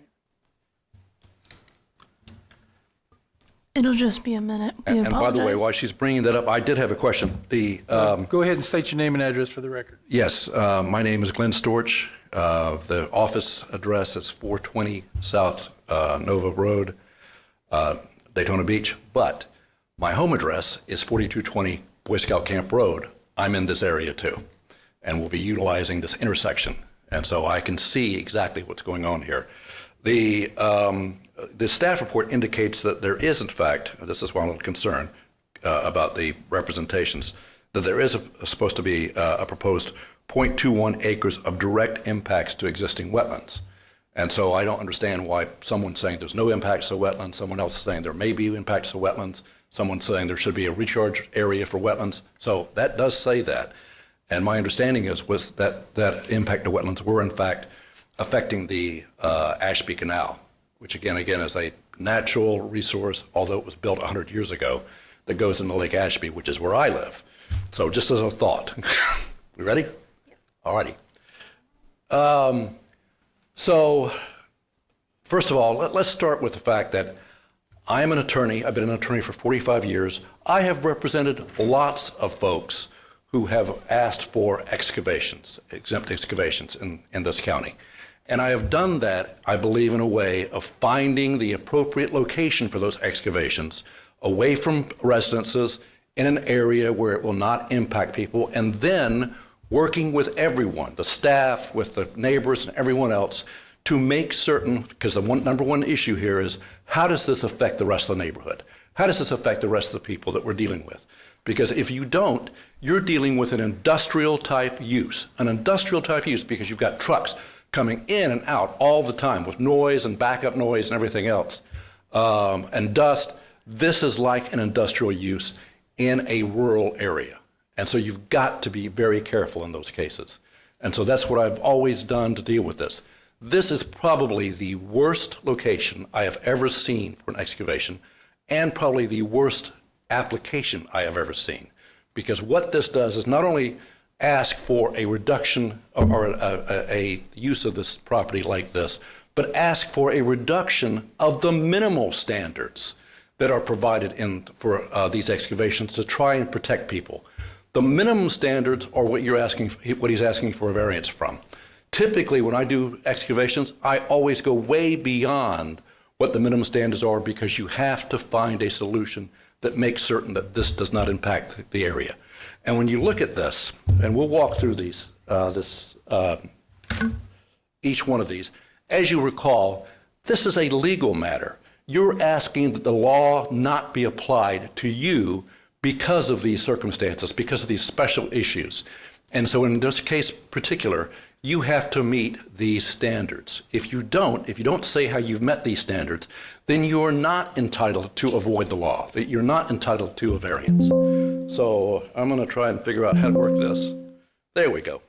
So, yes, All right, so you have to you have 5 criteria to say, I don't have to meet the law. And right now, what this applicant is attempting to do is to expand the size of the excavation by requesting 9 variances. And by the way, I'm going to deal with all 9 variances because in this particular case, the applicant has simply decided to give his reasons for every single variance as exactly the same. 9 variances, the exact same. So you can say, oh, I'm going to, this variance is not a big problem. This variance is not a big problem. His application says the exact same basis for every single variance. He didn't differentiate that, so I'm not going to differentiate that. So staff finds that he meets 0 of the 5 criteria. And the reason for that is because if you walk through this, he has to show that special conditions and circumstances exist that are peculiar to the land, this particular site, because remember, we're asking for them not to apply the law to your site, and which are not applicable to other lands in the same zoning district. All right, so in this case, he made the assertion that the wetlands within the pastures do not make sense. I'm sorry. The assertion he made does not make any sense. He made the assertion that the wetlands in the site, with the combination with the pasture, really blocks everything, and therefore there's no real problem here. What he's saying is there's no problem here. He didn't say he has a right to to special circumstances. Every single pasture in Volusia County has the exact same situation. Basically, it's a square parcel. It has wetlands in it, has uplands in it. There are no specific special circumstances in this particular case regarding this site. In fact, the only special circumstance that I can see is that this site has single-family homes around it, whereas most of the agriculture like this that would be done do not have that. So let's start with the other thing. He had 154 acres to work with. 154 acres to work with to design a borrow pit that met the setbacks required. He could have done that. The applicant simply wants to maximize the size of the pit to maximize his profits regardless of the impact of the neighboring properties. The second one, the applicant must show that the special circumstances or special conditions and circumstances do not result from the actions of the applicant. Well, obviously, clearly in this case, that's exactly what happened. The special conditions are solely the result of the applicant, of the actions of the applicant, because the applicant designed the borrow pit to be larger than the permitted use with smaller or no setbacks. He didn't have to do that. He could have provided the setbacks. In this case, he simply decided not to do it because he will make more money if he doesn't do it that way. Now, some of these things are really hysterical. So the applicant must show that the literal interpretation of the zoning ordinance would deprive the applicant of the rights commonly enjoyed by other properties in the same zoning classification. Other areas that have Ag 1, okay? The applicant must show how this interpretation would be an unnecessary and undue hardship. All right, again, in this case, the applicant's assertion in his application, in his written petition for variance, which is what I'm talking about today, said that, oh, the setbacks in the Land Development Code are too large and would result in financial loss or business loss to the applicant. That was his reason why the law should not apply to him, because he doesn't like our laws and therefore he would make less money. That is not a legal basis for a variance. If the applicant, if you granted these 9 variances he's asking for, but required all the other agricultural landowners to comply with the law, it would deprive all other landowners. That's what would happen. It's not depriving him, it's depriving everybody else who's following the law. There's no evidence of hardship whatsoever in this case that would justify the landowner not being required to follow the law. The applicant must show that the 9 variances requested are the minimum variances that will make possible the reasonable use of the land. Okay, so the applicant, and I'm just trying to explain this to everybody, is not entitled to construct a borrow pit from border to border. I mean, when you go to 0 setbacks, for instance, that's at the border of the property. That means the other person has to have buffers on their side. Is that fair? No, because when we did our zoning ordinances, we specifically said, this is an industrial use. We need to make sure that we do anything in here that has plenty of buffer and plenty of protection for the adjoining property owners. He wants no protection for the adjoining property owners. He bought the property a year ago with an A1 entitled that will allow 10-acre parcels. That is a reasonable use of the land. He has a reasonable use of the land. He's not being stopped from reasonable use of the land. The rest of the neighborhood has the exact same thing. A1, and what do they have? They have single-family homes with horses and cows and agriculture. That does not require 9 setback variances. Applicant must show that variances in harmony with the intent and purpose of the ordinance and the comprehensive plan, and that such variance will not be injurious to the area involved. The intent of the ordinance and comp plan is to meet the setbacks to protect the adjoining property. This plan does not meet that criteria, and in addition, as evidenced in the staff report for the special exception, the reduction or the lack of setbacks is clearly injurious to the area and potentially dangerous. When we get to that special exception, you'll see some of the areas that you have to look at in order to grant the special exception, and one of them is this going to be injurious to the area? Is this going to be dangerous to the folks? Is there a hazard here? Yes. And the setbacks that you are looking at is one of the reasons why they're trying to prevent some of those things. In this particular case, this is a bad idea. It is not legal. It meets absolutely none of the 5 criteria, and he is not entitled to a variance. Any variance whatsoever, especially 9 variances. I mean, that's offensive. So if you have any questions, I'm available. Okay. Any questions for the speaker? Mr. Costa. Good morning, Mr. Storch. Good morning. And we go way back. We do. And one of the reasons that I'm on this board is because of a special exception on a borrow pit in my backyard, which eventually got approved with my input. So my question to you is pointed blank, and I'm not going to go through these one by one. There's 9 of them. Do you see a path, any kind of path, for a compromise between the people that you were presenting and the app? You know the way I would like to work. Mm-hmm. I always try to find solutions if I possibly can. In this particular case, it's not just the setback variances, it's not just everything else. It's the way the neighborhood is in this particular case. It's what's going to happen to that neighborhood in the event this is there. It's the traffic issue, because if you look at the way this thing works, I mean, we'll get to the special exception there, but the traffic issue is going to be very, very difficult to have those 320 trips per day of dump trucks.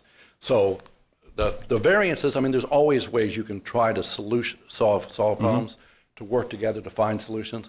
I just think that this is the wrong site for this for this All right, use. so let me ask the question a different way, because I got the attorney answer there. Do you see a path for any kind of compromise where this could potentially move forward? You know, I have to talk to my clients, obviously, but again, I see that they haven't even. The only time they made the effort to come out to talk to people was they talked to a gentleman. I saw this in a letter from Jessie Smith, and she said her father was concerned and about the idea of all this noise and dust and everything else, and the applicant just started yelling at her, and so at him. And so when I look at that, I'm not sure that the applicant in this case is able to compromise to the point where this is able to be done. You've got to have the right client in order to make that happen. And in this particular case, like I say, he apparently is used to getting what he wants whenever he wants it. And to come in and ask for what he's done, he's asked for 12 years. He's asked for 12 years of this. I have never seen a 12-year request for a excavation.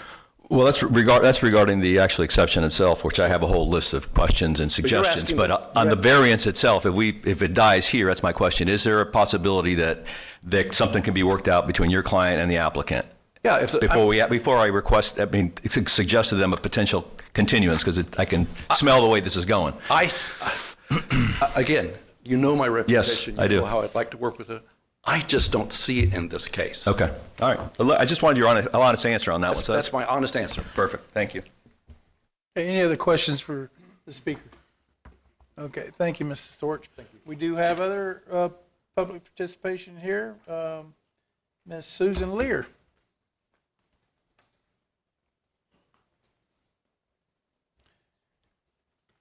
So we will have a 3-minute clock on you, hon.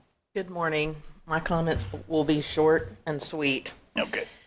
I'm here to discuss the rezoning and variance request for Colony Road and 415. I'm sorry, ma'am. Will you mind stating your name and address for the record, please? Thank Susan you. Lear, 4610 Saddle Creek Run Road, New Smyrna Beach, Florida, 32168. So I'm here to talk about the rezoning request and variance. This area is designated as part of the wildlife corridor. The ecosystem is vital to sustainability of life and should be protected. We need trees to breathe. The residents and landowners have chosen county life to escape city life. These proposals will disrupt life as we know it. This proposal will benefit someone while inducing deterioration to others. 415 is already congested. This will increase traffic, dump truck after dump truck, and present more hazardous driving conditions. There are many families with young teen drivers. We are concerned for safety reasons. I ask this board to deny the rezoning requests and variances. Thank you. Thank you. Okay, we have a Brian and Joan Hammer.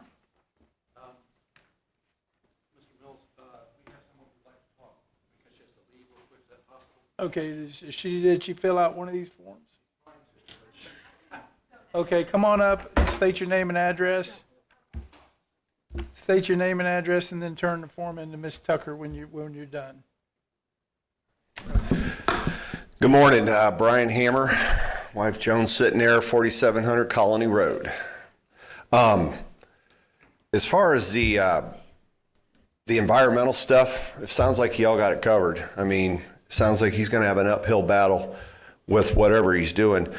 Our only concern is because our daughter and son and our family is the one that lives there on the south side right there in Colony Road with the little postage stamp house.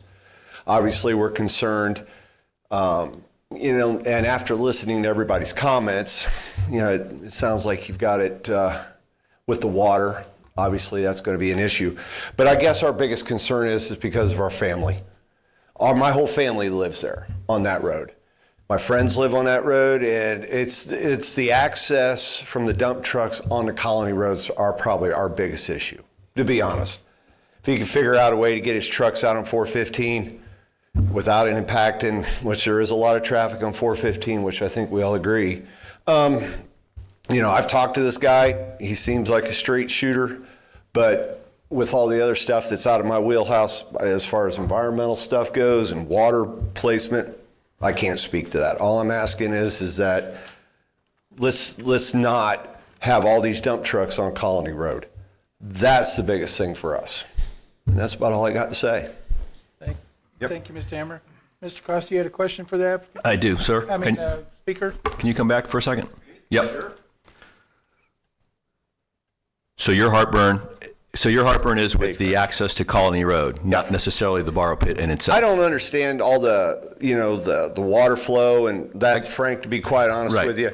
The one thing I would, probably say, if he's got this borrow pit or this surge pond, you're going to have to get water out of it. You're going to have to put a pump in it. So whoever the neighbors are there on the west, which I don't know, there they are. Hello. It's a great way to get together with the neighborhood. But I'm sure they ain't going to like to hear that pump running because they've got to get that water out of that pump. Understood. But again, that's part of what these discussions are about. But yeah, my biggest concern, Frank, honestly, is just that traffic on the Colony. Yeah, the dump trucks, and we know how that goes. Yep. So. All right, perfect. Thank you. Anybody else? All right. Thank you, sir. Okay, Ms. Tanya Dunch. I guess it's hard for me to read. I know you wrote it pretty fast. All right. Name and address for the record. Tavia Danch, 1145 Saddle Run, New Smyrna. Yeah. Oh, can you hear me now? Yes. Okay. You want to state your name and address for the record again? Yeah, Tavia Danch, 1145 Saddle Run, New Smyrna. Okay. And I'm a, local landowner. We have a single family home. We just moved to the area probably about 2 years ago. It took us a long time to find the property. We have 2 horses that we just rescued, wild Mustangs actually from out west, and really concerned about the dust, flooding, and of course the traffic. I ride my horses on Colony Road, so obviously that will no longer be possible, with all those dump trucks and yeah, just really in opposition of the project. Any questions? Nope. Okay, thanks. Thank you. Brian King.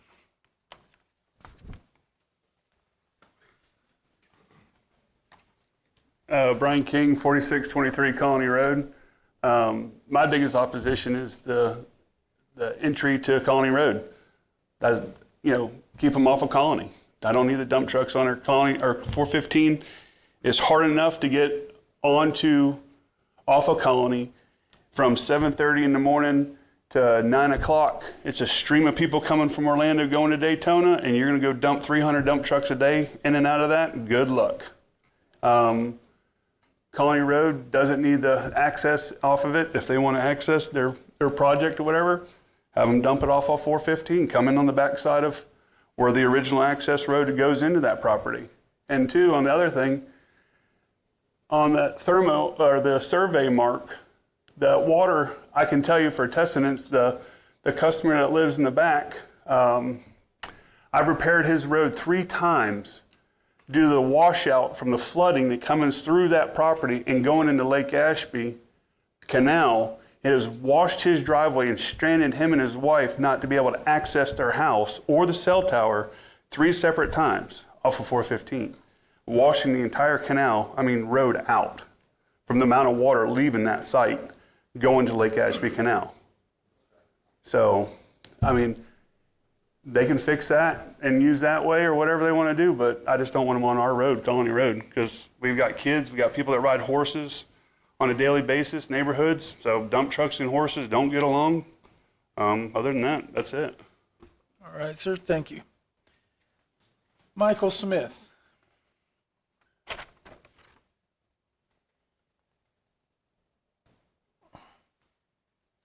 Good morning. Could I get your name and addresses for the record, please? Yeah, hi, and thank you. My name is Michael Smith, landowner 4481 Colony Road, directly adjacent from an eastern and northern border with the project. And I'm Jessica Smith, resident at 4481 Colony Road. We're directly affected by Variant 7. And I'm sorry, may I know we only got 3 minutes. I have submitted somewhat of a detailed document prior to this, so I don't know if you have access to that. And biggest issue when we first pulled into Colony, and we're new residents there, we've only been there 20 plus years. It was quiet, tranquil, nature. We came up from Miami. It was exactly what we were looking for, months looking. This will ruin that, period. I would be forced to move because there is no buffer that is going to block the noise and dirt in the air from 320 dump trucks going right next to my property from 7 a.m. to 7 p.m., 6 days a week for a dozen years. Just imagine that. My house, I'd have to leave, but it wouldn't be worth anything. Because who would want to buy something like that? It makes no sense. As I look through all this, and you have all the detail on the AR, the A1 to AR, what's in the best interest of the county, the variances are trying to fit a square peg in a round hole. And if you look in some of the detail of that matrix of the application, you can see that some of it is Well, I can't agree with not having this variance because I won't make enough money. Well, what about the residents that have lived there for decades or generations? It's a nice, quiet community. We'd like to keep it that way. And so, in closing, like I said, I know I don't have much time and there is more detail available. The Colony Road access, they're trying to design, or have suggested design, a new road entryway off of 415 that's 300 feet up, 100 yards, as an entry point. I know it's not DOT approved yet. I really doubt they're going to allow that stack up of trucks. And they said, oh, that's okay. We're going to have an area of staging for these trucks. So if the trucks aren't blowing past my neighborhood, they're going to be sitting there idling. Anyway, you cut it between that and the excavation noise, it's nonstop. It will ruin our home, ruin our family. We were concerned about turtles, deer, etc. I'm worried about humans, me, my family. This will ruin it. And I strongly encourage you to look into who the applicant is. Look up his X site and see his opinion on the Planning Commission's, state and local governments, by nature of his words on X. If you're faint of harsh language, bring your buffers. Okay, That's the kind of guy you're dealing with. Okay. All right, sir. Thank you. You for your comments. Questions? Okay. Thank you for your time. Thanks. Okay, Travis Whitaker.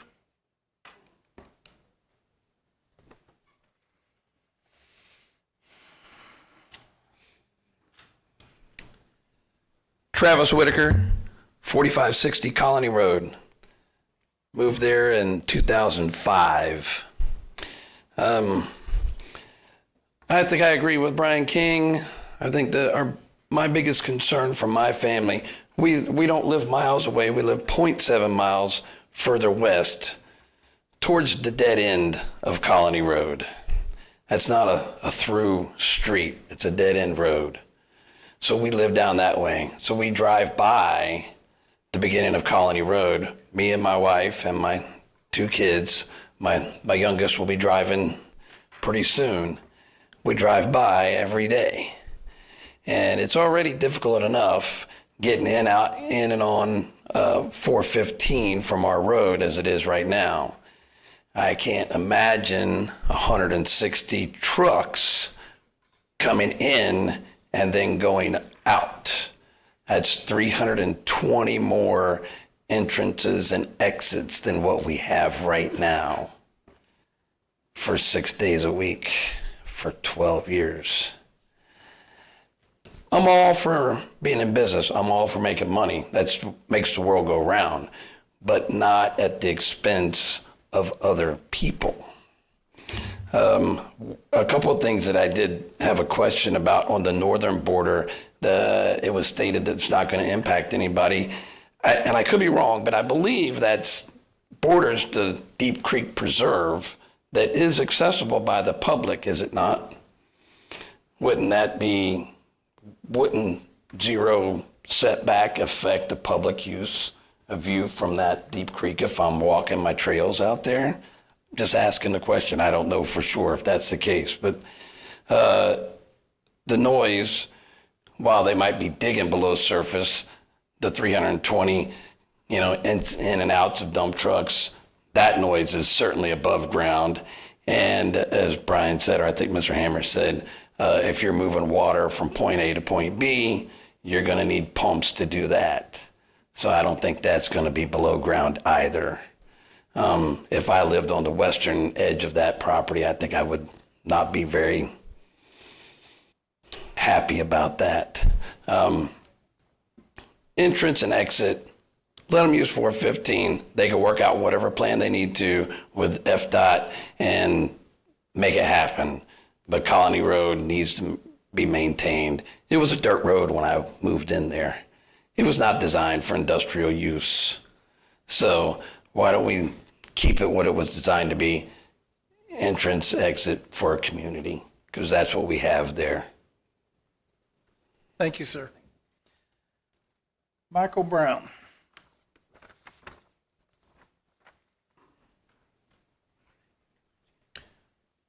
Good morning, sir. Can I get your name and address for the record? Michael Brown, 4523 Colony Road, New Smyrna Beach. All right, sir. I am the property owner on the west edge of that area there. And I apologize. I just really kind of found out about this about a week ago, so I don't really have any comments prepared. But listening to what's kind of planned here, I'm really kind of amazed because I was under the impression when the property was bought, it was going to be set aside as a residential kind of area. And everybody that you've heard from, for the most part, they're correct. We have a community there. I used to live in Orange County. It's a very quiet street. It's actually a pretty narrow street. You know, I drive a pickup truck, an F-350. If there's another F-350 going the other direction, we pretty much have to rub the grass to get by each other. It's a narrow street. It's not wide enough for that kind of traffic. There's routinely horses and family walking down the street. It's an area for, I would say, elderly people to get out there and exercise because it's not a lot of traffic down there. I have a couple 80-year-olds that live with me. I'm very concerned about the dust and the noise. They are both on breathing machines. We have other members of our family that are on breathing machines that come visit. I'm very concerned about the impact it'll have on my home, my property value. I can tell you this right now, if I had been buying this property a year from now and this burrow pit was there, it would not appeal to me as much knowing that there's a burrow pit right next door that's going to be running for 12 years, which I can imagine is going to definitely affect my property value and my ability to maybe sell in 5 or 10 years. I don't have any plans to sell, but you never know what life brings you. I'm very concerned about, honestly, I can't believe that there's even a consideration for running an entrance onto Colony Road. It blows my mind that anybody would think to put that kind of traffic on a residential street in a community like what we have. You know, there's a burrow pit in Osteen. That burrow pit doesn't even run on Saturdays. How is this burrow pit going to be allowed to run on Saturdays? Why do we need a burrow pit 4.5 miles north of the one in Osteen? I don't understand that. And I'm just beginning to learn about this, so I'm going to try to educate myself and figure out some more things about what's going on here. But from what I can see, when they bought the property, apparently, and I understand, is it was supposed to have been residential, and now they're trying to change it to this industrial use, which it should not be done at all. You know, it's one thing to have 10-acre homes next to us, and that coincides with what we're all living with out there. But for what they're trying to do here, it seems pretty destructive for what we have.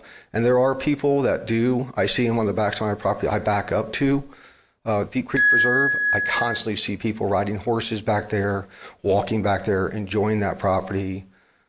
So there is a lot of traffic that goes back there. They walk that property all the time.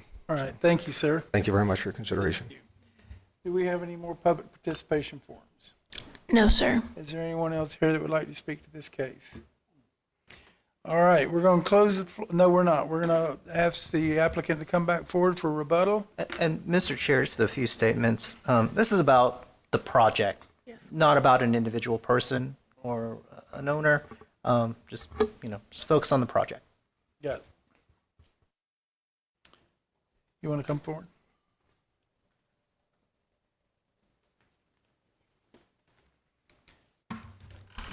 Thank you.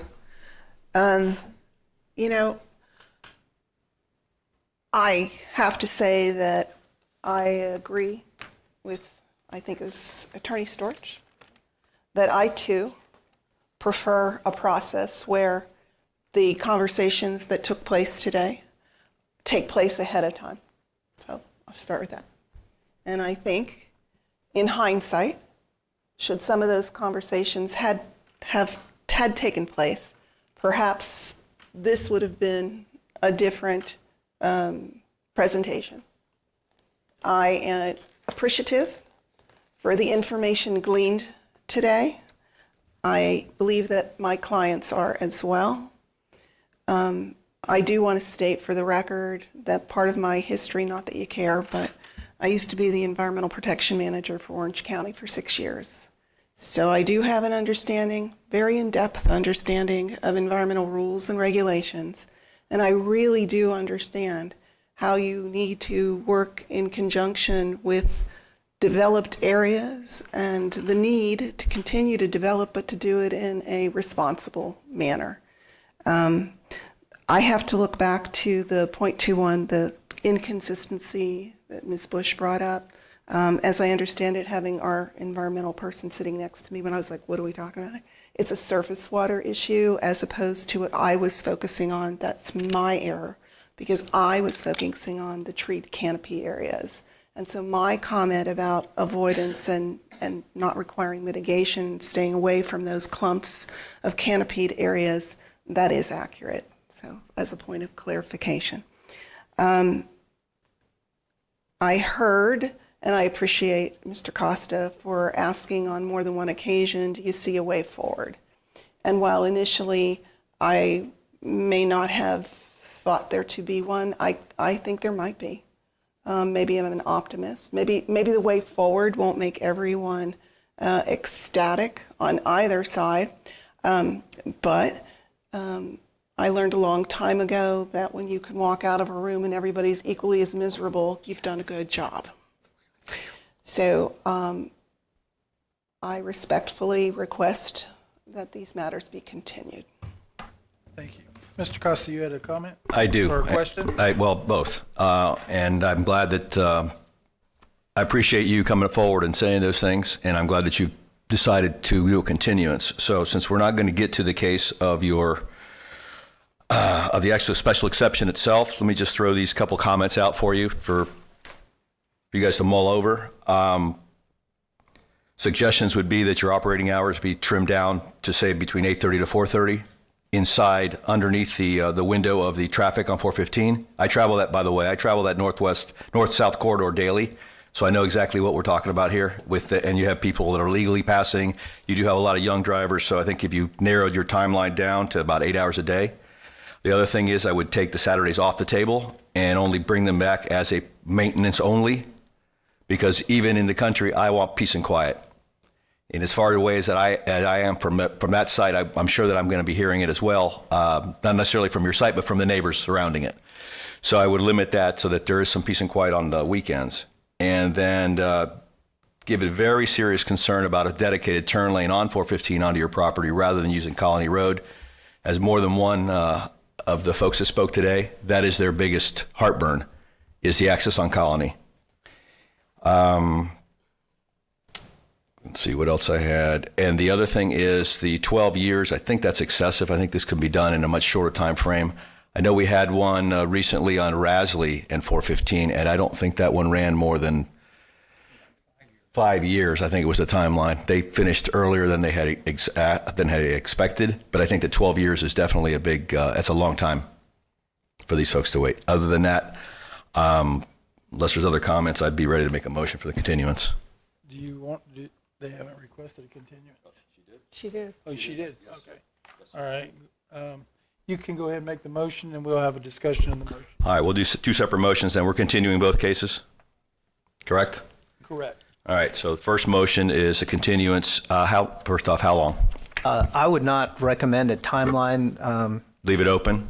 Leave it up. We'll have to re-advertise, and and renotice it. But this gives the opportunity to for the applicant to work with the community, and if it causes a redesign, I don't want to put them under a harsh timeline and staff under a harsh timeline. Well, my question to you then is: so we have an open-ended continuance, or should I go out, say 6 months, 12 months, or? You can have an open-ended continuance. We just have to renotice it. Okay. All right. That's fine. Case number V-25-019, make a motion that we continue this case with no end date. Second. Okay, I've got a motion on the floor to continue V-25-019 from Mr. Costa and a second for Ms. Shelley. Any discussion on the motion? Ms. Bush? Yes, not so much on the motion to continue this, but I would have a hard time seeing this be approved, even if without the variance request, just because of the impact that this is making to the environment, to the surrounding neighborhood. This is just not really fitting. I agree with the other attorney that spoke. This is just not the proper location. And being somebody that, works in traffic management, knowing and seeing the fatalities and serious injuries that occur on State Road 415 on a regular basis, I would just struggle that even if a dedicated turn lane would be appropriate to get the truck traffic off of 415. I don't think that FDOT has plans to widen that facility anytime soon, especially in this vicinity. And this area is designated to be agriculture. It's supposed to be large lots. It's supposed to have the peace and quiet that people bought into. I myself live on a large lot in the country, and I would be furious if this was going to be located next to me. So even if you were going to continue this, I cannot support the variance requests, nor would, I'll get to the other section later. So thank you. Those are my comments. Ms. Shelley? And I was going to make a similar comment in that, first of all, coming to us without any other thing, you did fail to meet any of the variances, failed to meet 5 of 5 criteria. That's almost unheard of here for something like that to even move forward. And I concur with many of Ms. Bush's comments. Thank you. Ms. Craig? I also concur that I would have a hard time going along with this proposal. Okay. Anyone else? Mr. Sixman? Yeah, I would like to say I'm in concurrence with them also. This is a tough project to try to put through. Also, Colony is still county maintained, correct? Yeah. So taxpayers are going to try to keep this road up with all those major dump trucks going down Colony Road. That's not going to be good either. So that's my thoughts. Okay. All right. My thought is I don't like an open-end continuance. You can limit it. Folks You are going to can, have this laying over their head for many months. you can limit it to We need to get a conclusion to this Like sooner 6 months rather to a than later. year? So I don't want to leave here and them not know when this is going to come back and they'll have to be back. if 6 months is okay, you can do 4 months, you can do 6 months. I'll make an adjustment to my motion to be 6 months continuance. I'll second that. And what would that be? 6 months? Yeah, that would be January, February, I think. What is 6 months, our next 6 month date? Would you like the January or February? Let's do the February, please. You have a date? Would be February 19th, Okay. 2026.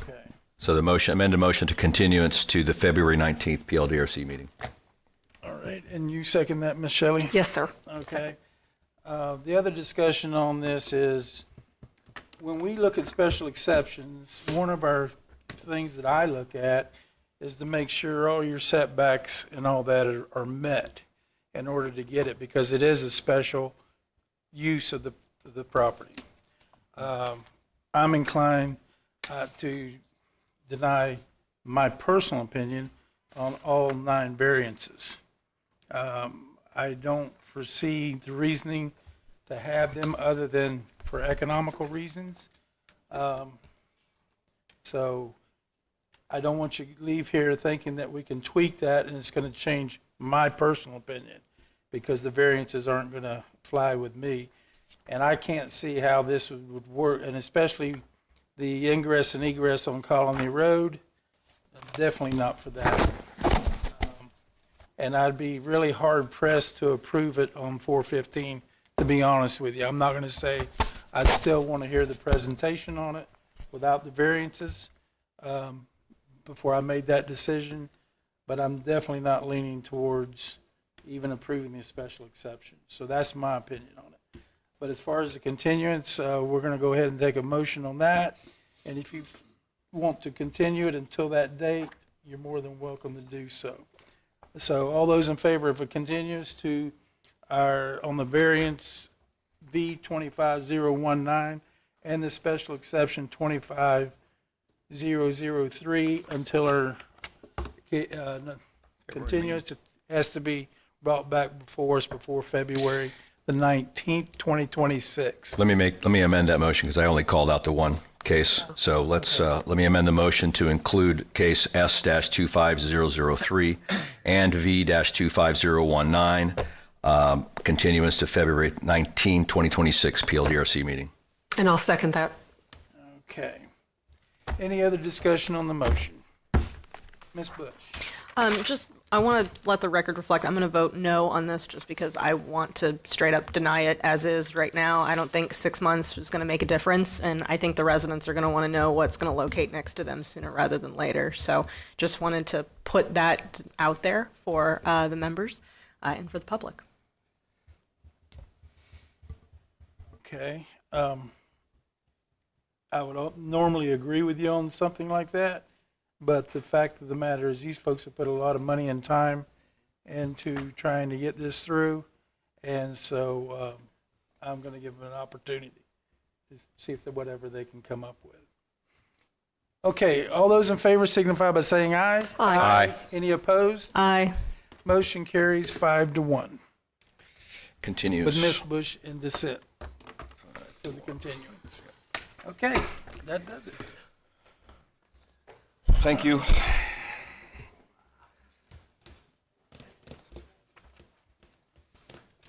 All right. That covers the new business.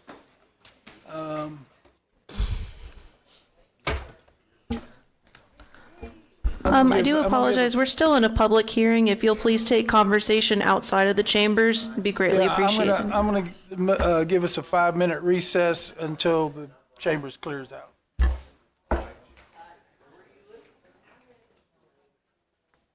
Thank you, Glenn. Get them out.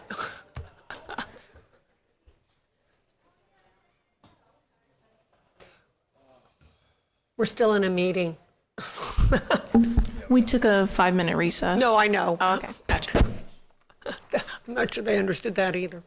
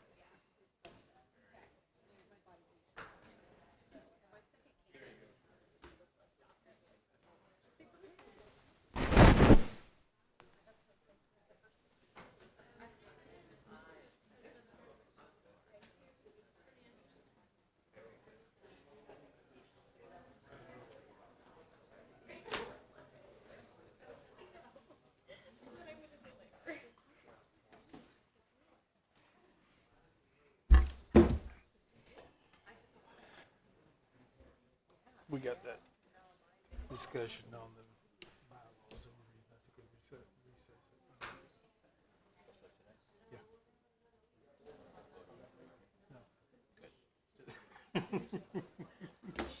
just that for discussion. I don't want to change it right now. I want to wait and see what happens. On the absences.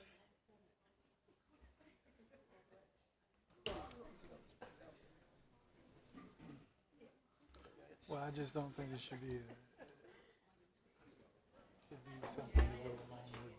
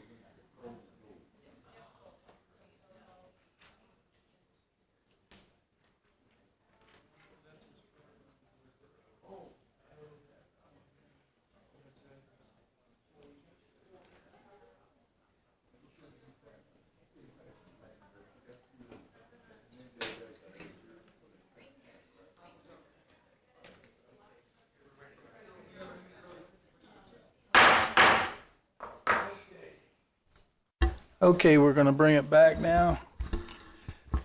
So we're finished with the new business. Do we have any other public items?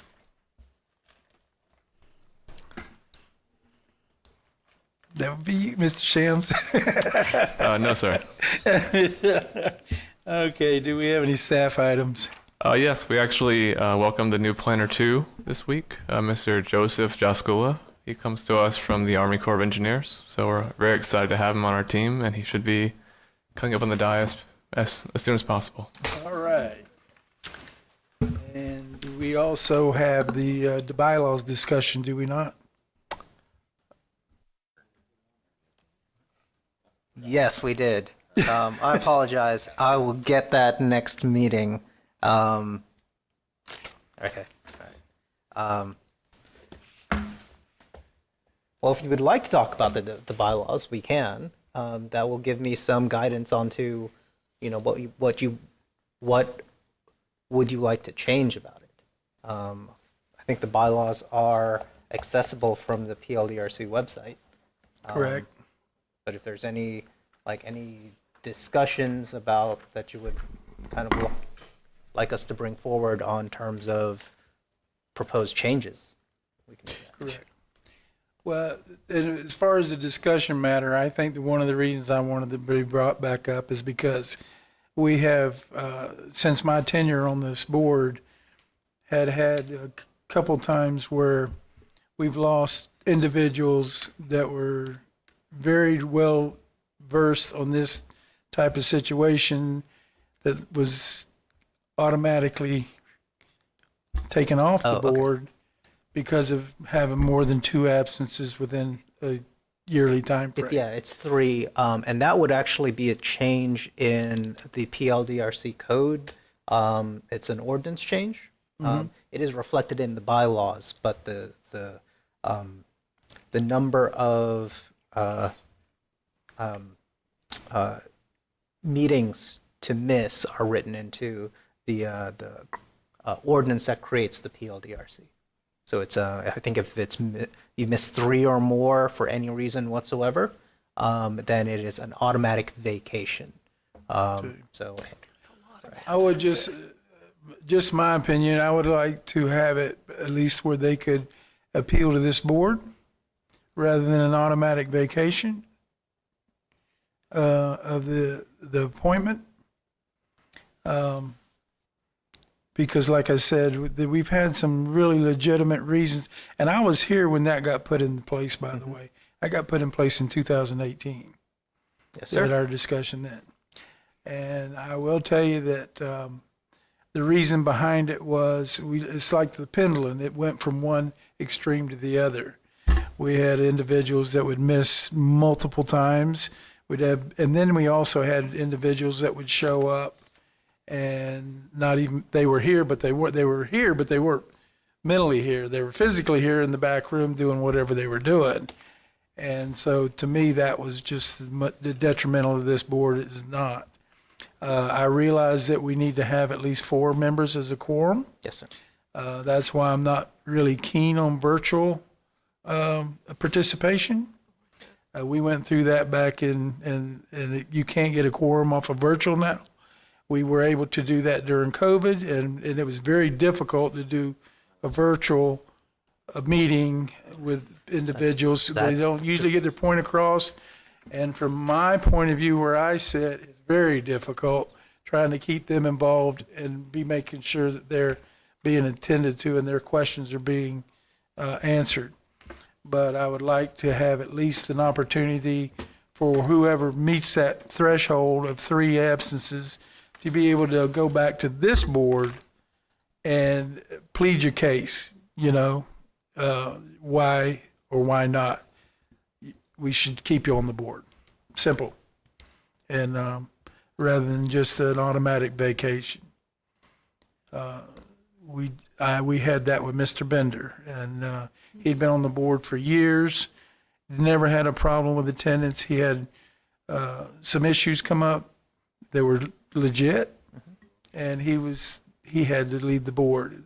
The only way he could get back to it was for reappointment, and he chose not to go that route. But so I know that people have come in not feeling well because they don't want to miss those absences, and I'd rather not have a person put in that situation. That was my reason for the bylaws. Look at Ms. Bush. Well, that includes. Oh, sorry. I'm sorry. I just went through this process with my nonprofit board, redoing our bylaws. We just adopted them on Tuesday night. And one of the things that we did as far as absences goes, because our board members are various disciplines. They have reasons, work, purpose, family life, illness, and we're meeting in person. And so one of the things that we added to our bylaws was the difference between unexcused and excused absences, and notated that in the bylaws as to what an excused absence is. Pregnancy, right? Family matters, things of that nature. I'm going to try to be here. But, we defined what that was. So that way, if they let us know ahead of time, they're not feeling well, they did not want to get the rest of our board members sick, they had a family emergency, that we were allowed to excuse that absence, and it didn't count towards the number of absences in total of that year. So that's a suggestion. I think the board chair is absolutely correct that there should be some leniency there. And I've tried to always make it, but I have a potential absence coming up. So I wanted to speak to what we were doing with our board in order to make that appropriate, especially because we're all busy, right? And life happens. Mr. Costa, you had a comment? No, not on that subject. No. I'm good. Okay. With on the bylaws itself? No, not at all. No. Okay. And we'll, that is an ordinance change. We'll bring it to county council for direction. I will ask that this commission kind of vote to, have staff present that to county council, specifically for PLDRC to allow some flexibility in terms of the absences. Either changing the threshold or having that system of excused and unexcused, absences. I will say that you guys can miss 3, all the other boards can miss 2, and then they're automatically off. Right. Maybe we shouldn't have brought it up. Okay, now the way I'm reading it is if you miss 3. Yes. You're automatically off. All the other boards are. You said they could miss 2. And they're automatically off. For other boards. Oh, They're they're boards. automatic. If they miss Ones 2, that have the they're longest. automatically off. Yes. But on our board. And do they meet as often as we do? Some of them meet once a month. Not as often as this board, I believe. I think code enforcement usually meets once a month, and they have two. So let's. Okay, well, maybe my thought process is not correct then. I just don't want to have to go in front of council. And I think I was not around in 2018, but I've been told that it was a response to exactly what you were saying about absences, and the harsh rule is a response to other boards not meeting quorum and things like that. Yeah. I understand, and I have the same opinion about virtual meetings, especially for quasi-judicial provisions where I need to protect due process. Very difficult to do. Very difficult. I've been through it, believe me. Through COVID, I went through that, and with me and maybe a few couple staff members were in here, and that was it, so. But Mr. Costa, you had a comment. Oh, Miss Craig, I'm sorry. Don't want to miss overlook it. No, go ahead. I'll go after you. Yes, something came up on this. I hesitate to bring this up because I'm okay with the status quo, but I'd like some clarification on what's in the bylaws about reelection of positions on the board. And I'd like to see the verbiage change so that it's, it currently says once a year, positions are up for authorization again. And I'd like to have it say, but it's okay for somebody to be reelected, and I believe that verbiage is not included. You mean reappointed? Reappointed. Are you talking about the officers, such as the chair, vice chair, secretary? Chair and vice chair. There's no limitation currently on reelection. Well, I can give you some history on that too. Good. There used to be a limitation. We took it off because nobody wanted the position. That was back when Frank Cervenio was the chair, and he did such a good job. We never wanted him to leave, but then he left me anyway. So, and then I had to take it. Now we got you. Now you got me. Yeah, but, we like you there, but the way I read it, it's possible that you couldn't be reelected. No, I don't think so. Yeah, I've been. Said it wrong. Listen, I've been here. There may have been a quite restriction, few but there years. currently is not a restriction on reelection. I've been sitting in this seat for at least 5 years, So, but and if somebody wants it, well, just speak up. Arm wrestle. We'll talk about it, Mr. Costa. Yeah, I'm just going to ask if to save us or save me some time. I'm going to speak for myself, not for the rest of us. Could you email us the bylaws and the chapter that pertains to PLDRC? Yes. And that way, if we have any specific questions, at least you can have them and have them ready and have answers ready for us when we come back next month. Yes. Does that work? Yes. Great idea. And I will make a statement that, I'm not steadfast on this.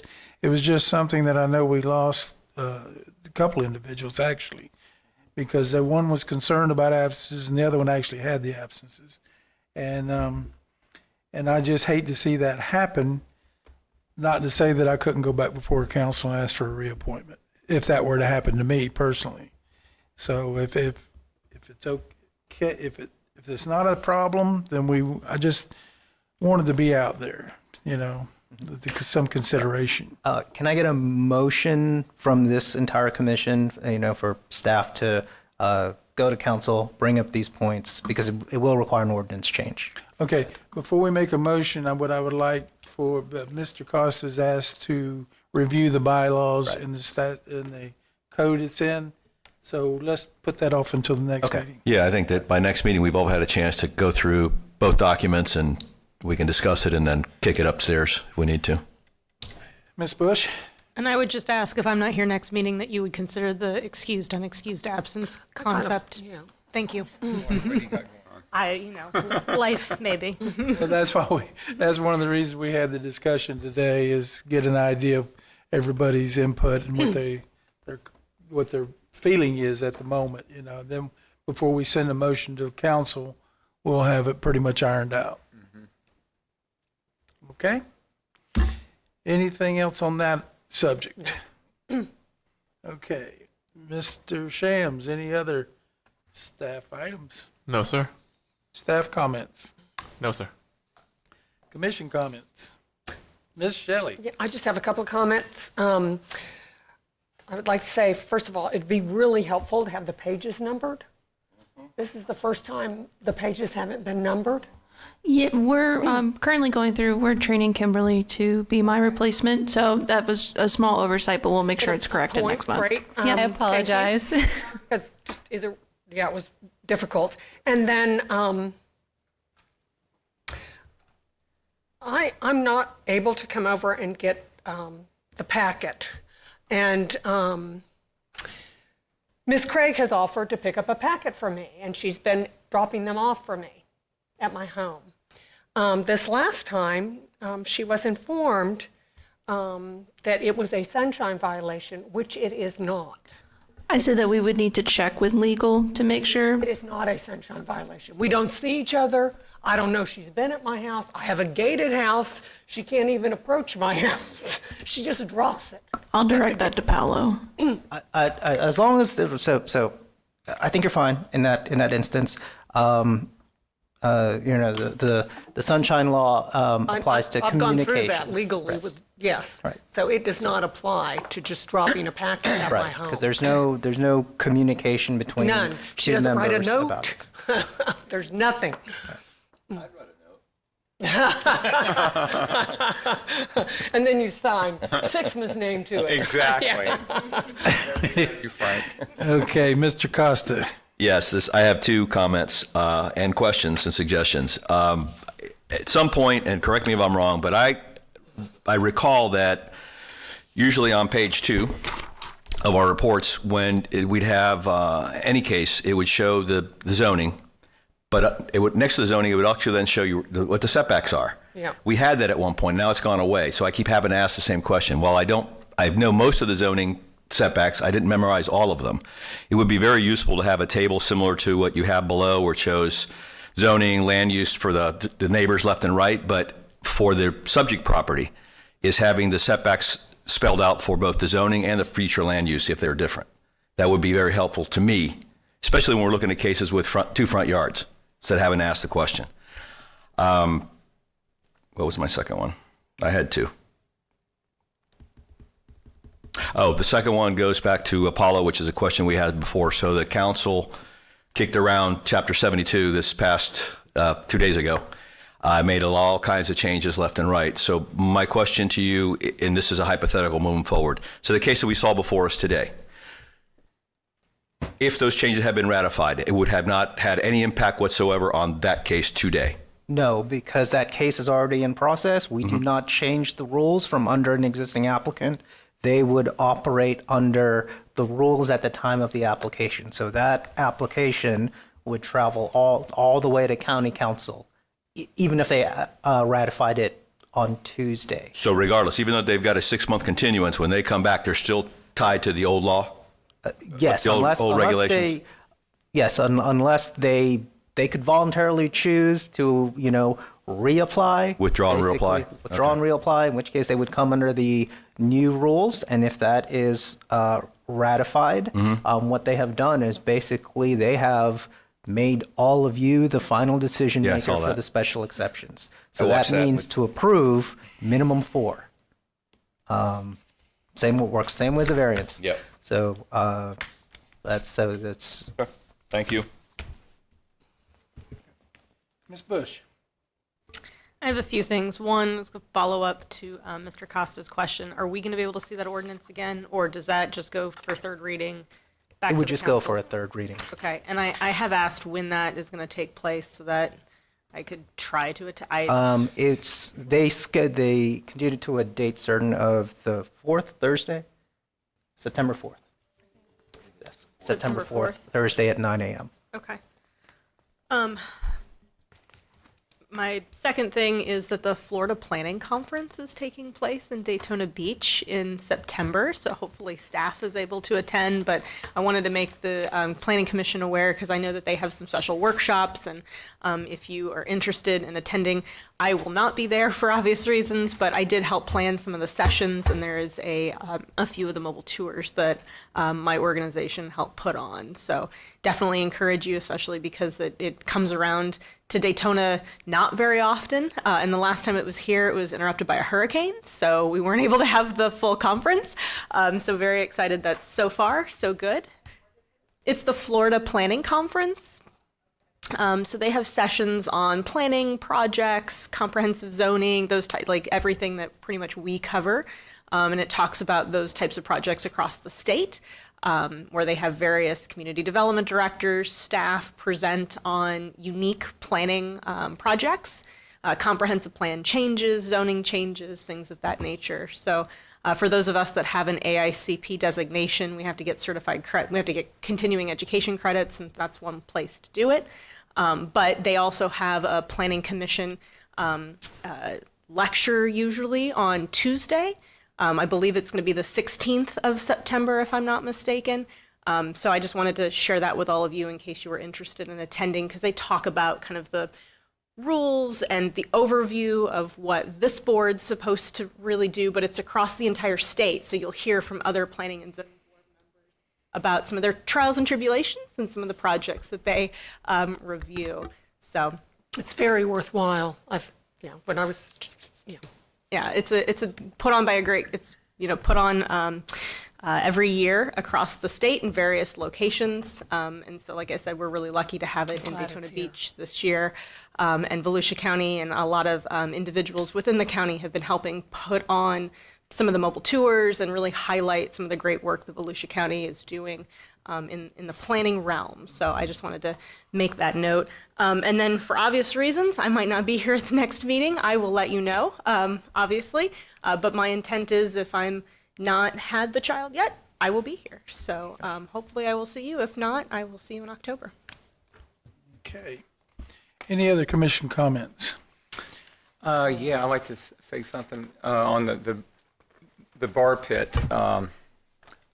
I appreciate Glenn being here. I know he was representing other clients and stuff to be here, but he's got probably more expertise than anybody I know on bar pits. So glad you were here.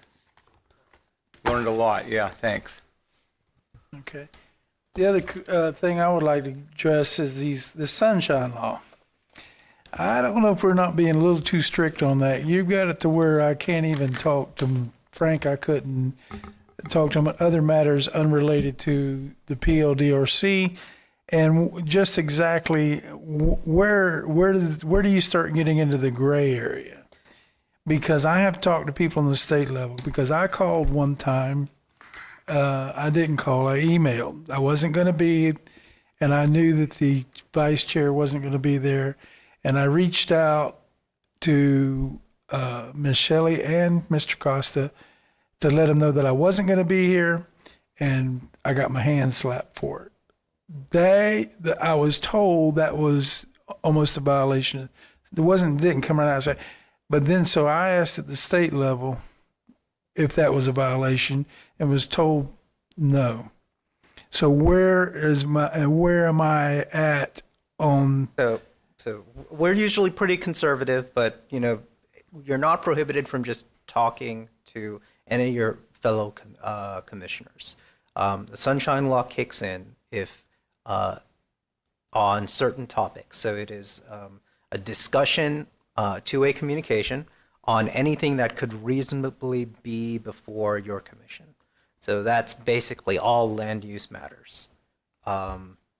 Attendance and things like that, not really subject to it, because it's usually, when you try to get a quorum, you need to know how many people are going to show up.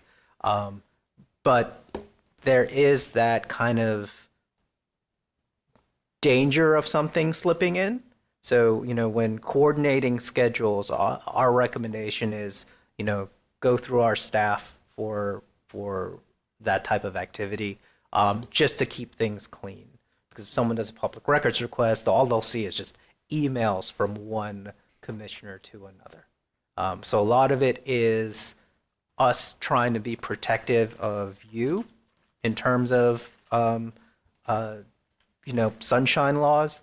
And kind of the best way to do that, and the simplest way is, hey, don't talk about anything related to county business on emails. It's kind of a simple rule. without having to go through topics of discussion. So coordination on, can you hold a meeting? Because you're the chair, you call the meeting, and just on that, not subject to sunshine violation, because it's not something that would reasonably come before you. But it's very easy to slip into discussion of matters that are kind of innocuous. Say, oh, this controversial item is coming on this particular day. Are you going to show up?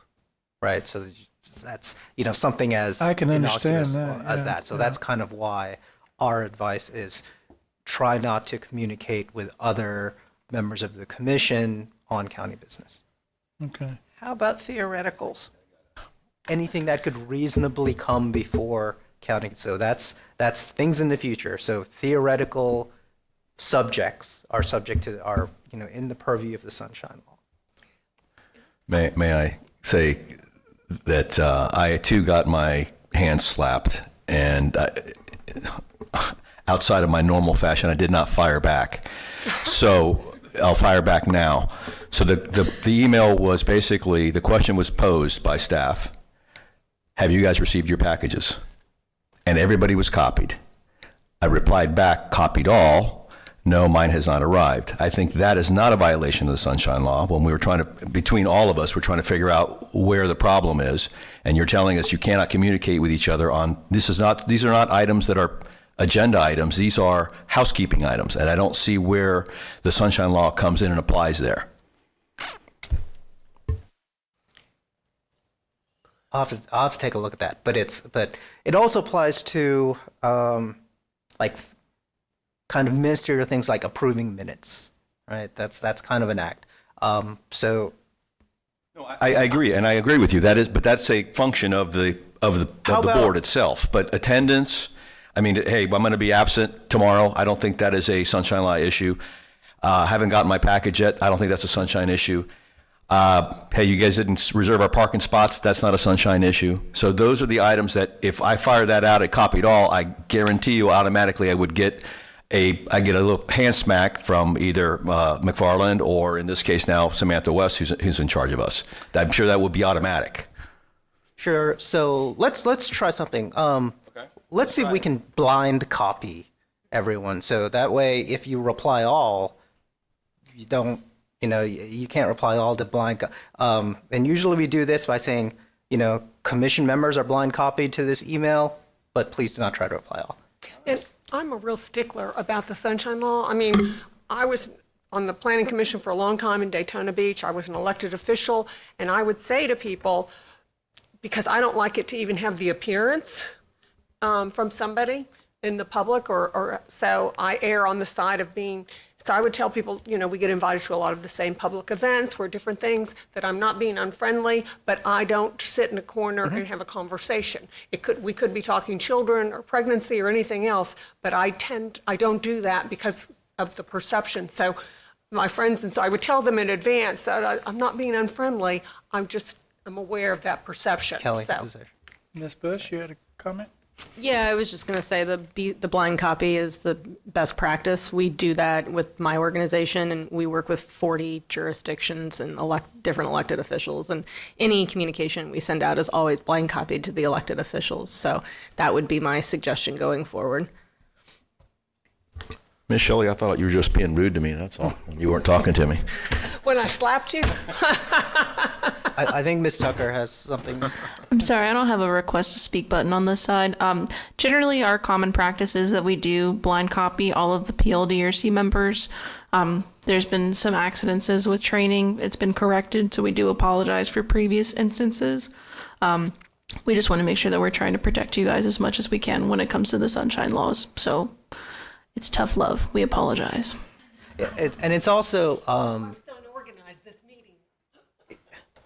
because you never know if it's like, well, even if we blind copy, say a member of the public copies all of you in an email, and then you respond all as you pretty much do. As a natural reflex, if you're receiving all these blind copies, you're comfortable to respond all. If you respond all to constituent email or a public email, and then another member of the commission also responds all, then we have that kind of, intersection of, oh, there's communication, and then, the timeline gets kind of, okay, did this member look at what the other member replied all to, and are they also responding to that? So there's a little bit of kind of, be careful when you respond all to any email, because a member of the public could have copied any commissioner member. We'll try to blind copy from now on, and then definitely start our emails with fellow commissioners are copied in this email. Please try not to respond all. Okay.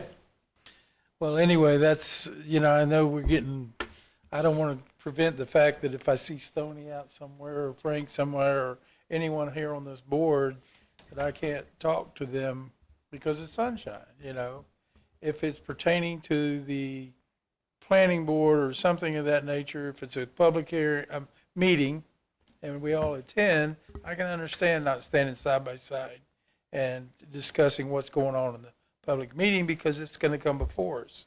But for personal things, things are completely I don't. But delivering a packet is not anything to. Right. I guarantee that's not violating sunshine. Yes, there's all these like mechanical things that are not sunshine violations. That just it's kind of like how life operates. But there is a opportunity for like kind of innocuous comments to kind of slip in. So that's kind of what we're concerned about. But just meeting schedules, trying to get quorum. Just delivering materials, those are fine. It's just, the only advice I can give is kind of try not to say more than what you need to if you know that your correspondence is going to another member of the commission. I didn't say that. No, what I'm saying, I get what you're saying. I understand. Okay. Anything else? Do we have anybody else? Commission comments? Do we have any press and citizen comments? This meeting's adjourned.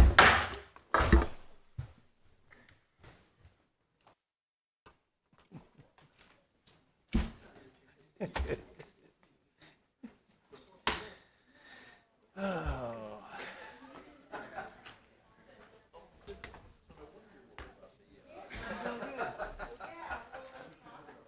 Ladies, let's get on the same page so that we get you good. I heard a lot about it, yeah.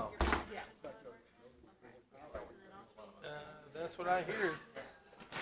I don't know what all they took out with his by right, or I know they were taking some things and making them by right instead of special exceptions and whatever, so, and sometimes it's redundant anyway. They take our recommendations, so to have it go here and then there. They always have the opportunity to appeal it if they don't like the decision that the PLDRC puts out.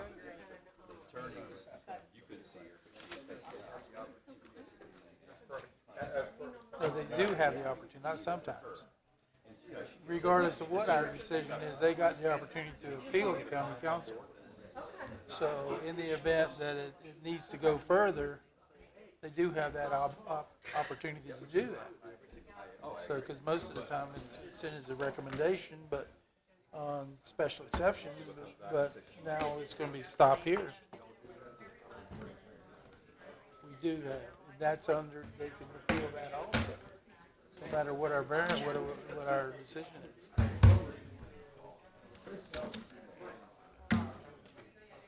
Right. We have had them though. We've actually had them both ways. That we would approve a variance and then someone would appeal that to the county council. So we've had it both ways. I know a situation up in De Leon Springs where we approved it and then the residents appealed it and it got it reversed. It got reversed. Yeah. But I think it's taking some of the steps out of the equation. Not to say that that they should be, but it's definitely taking out of the equation.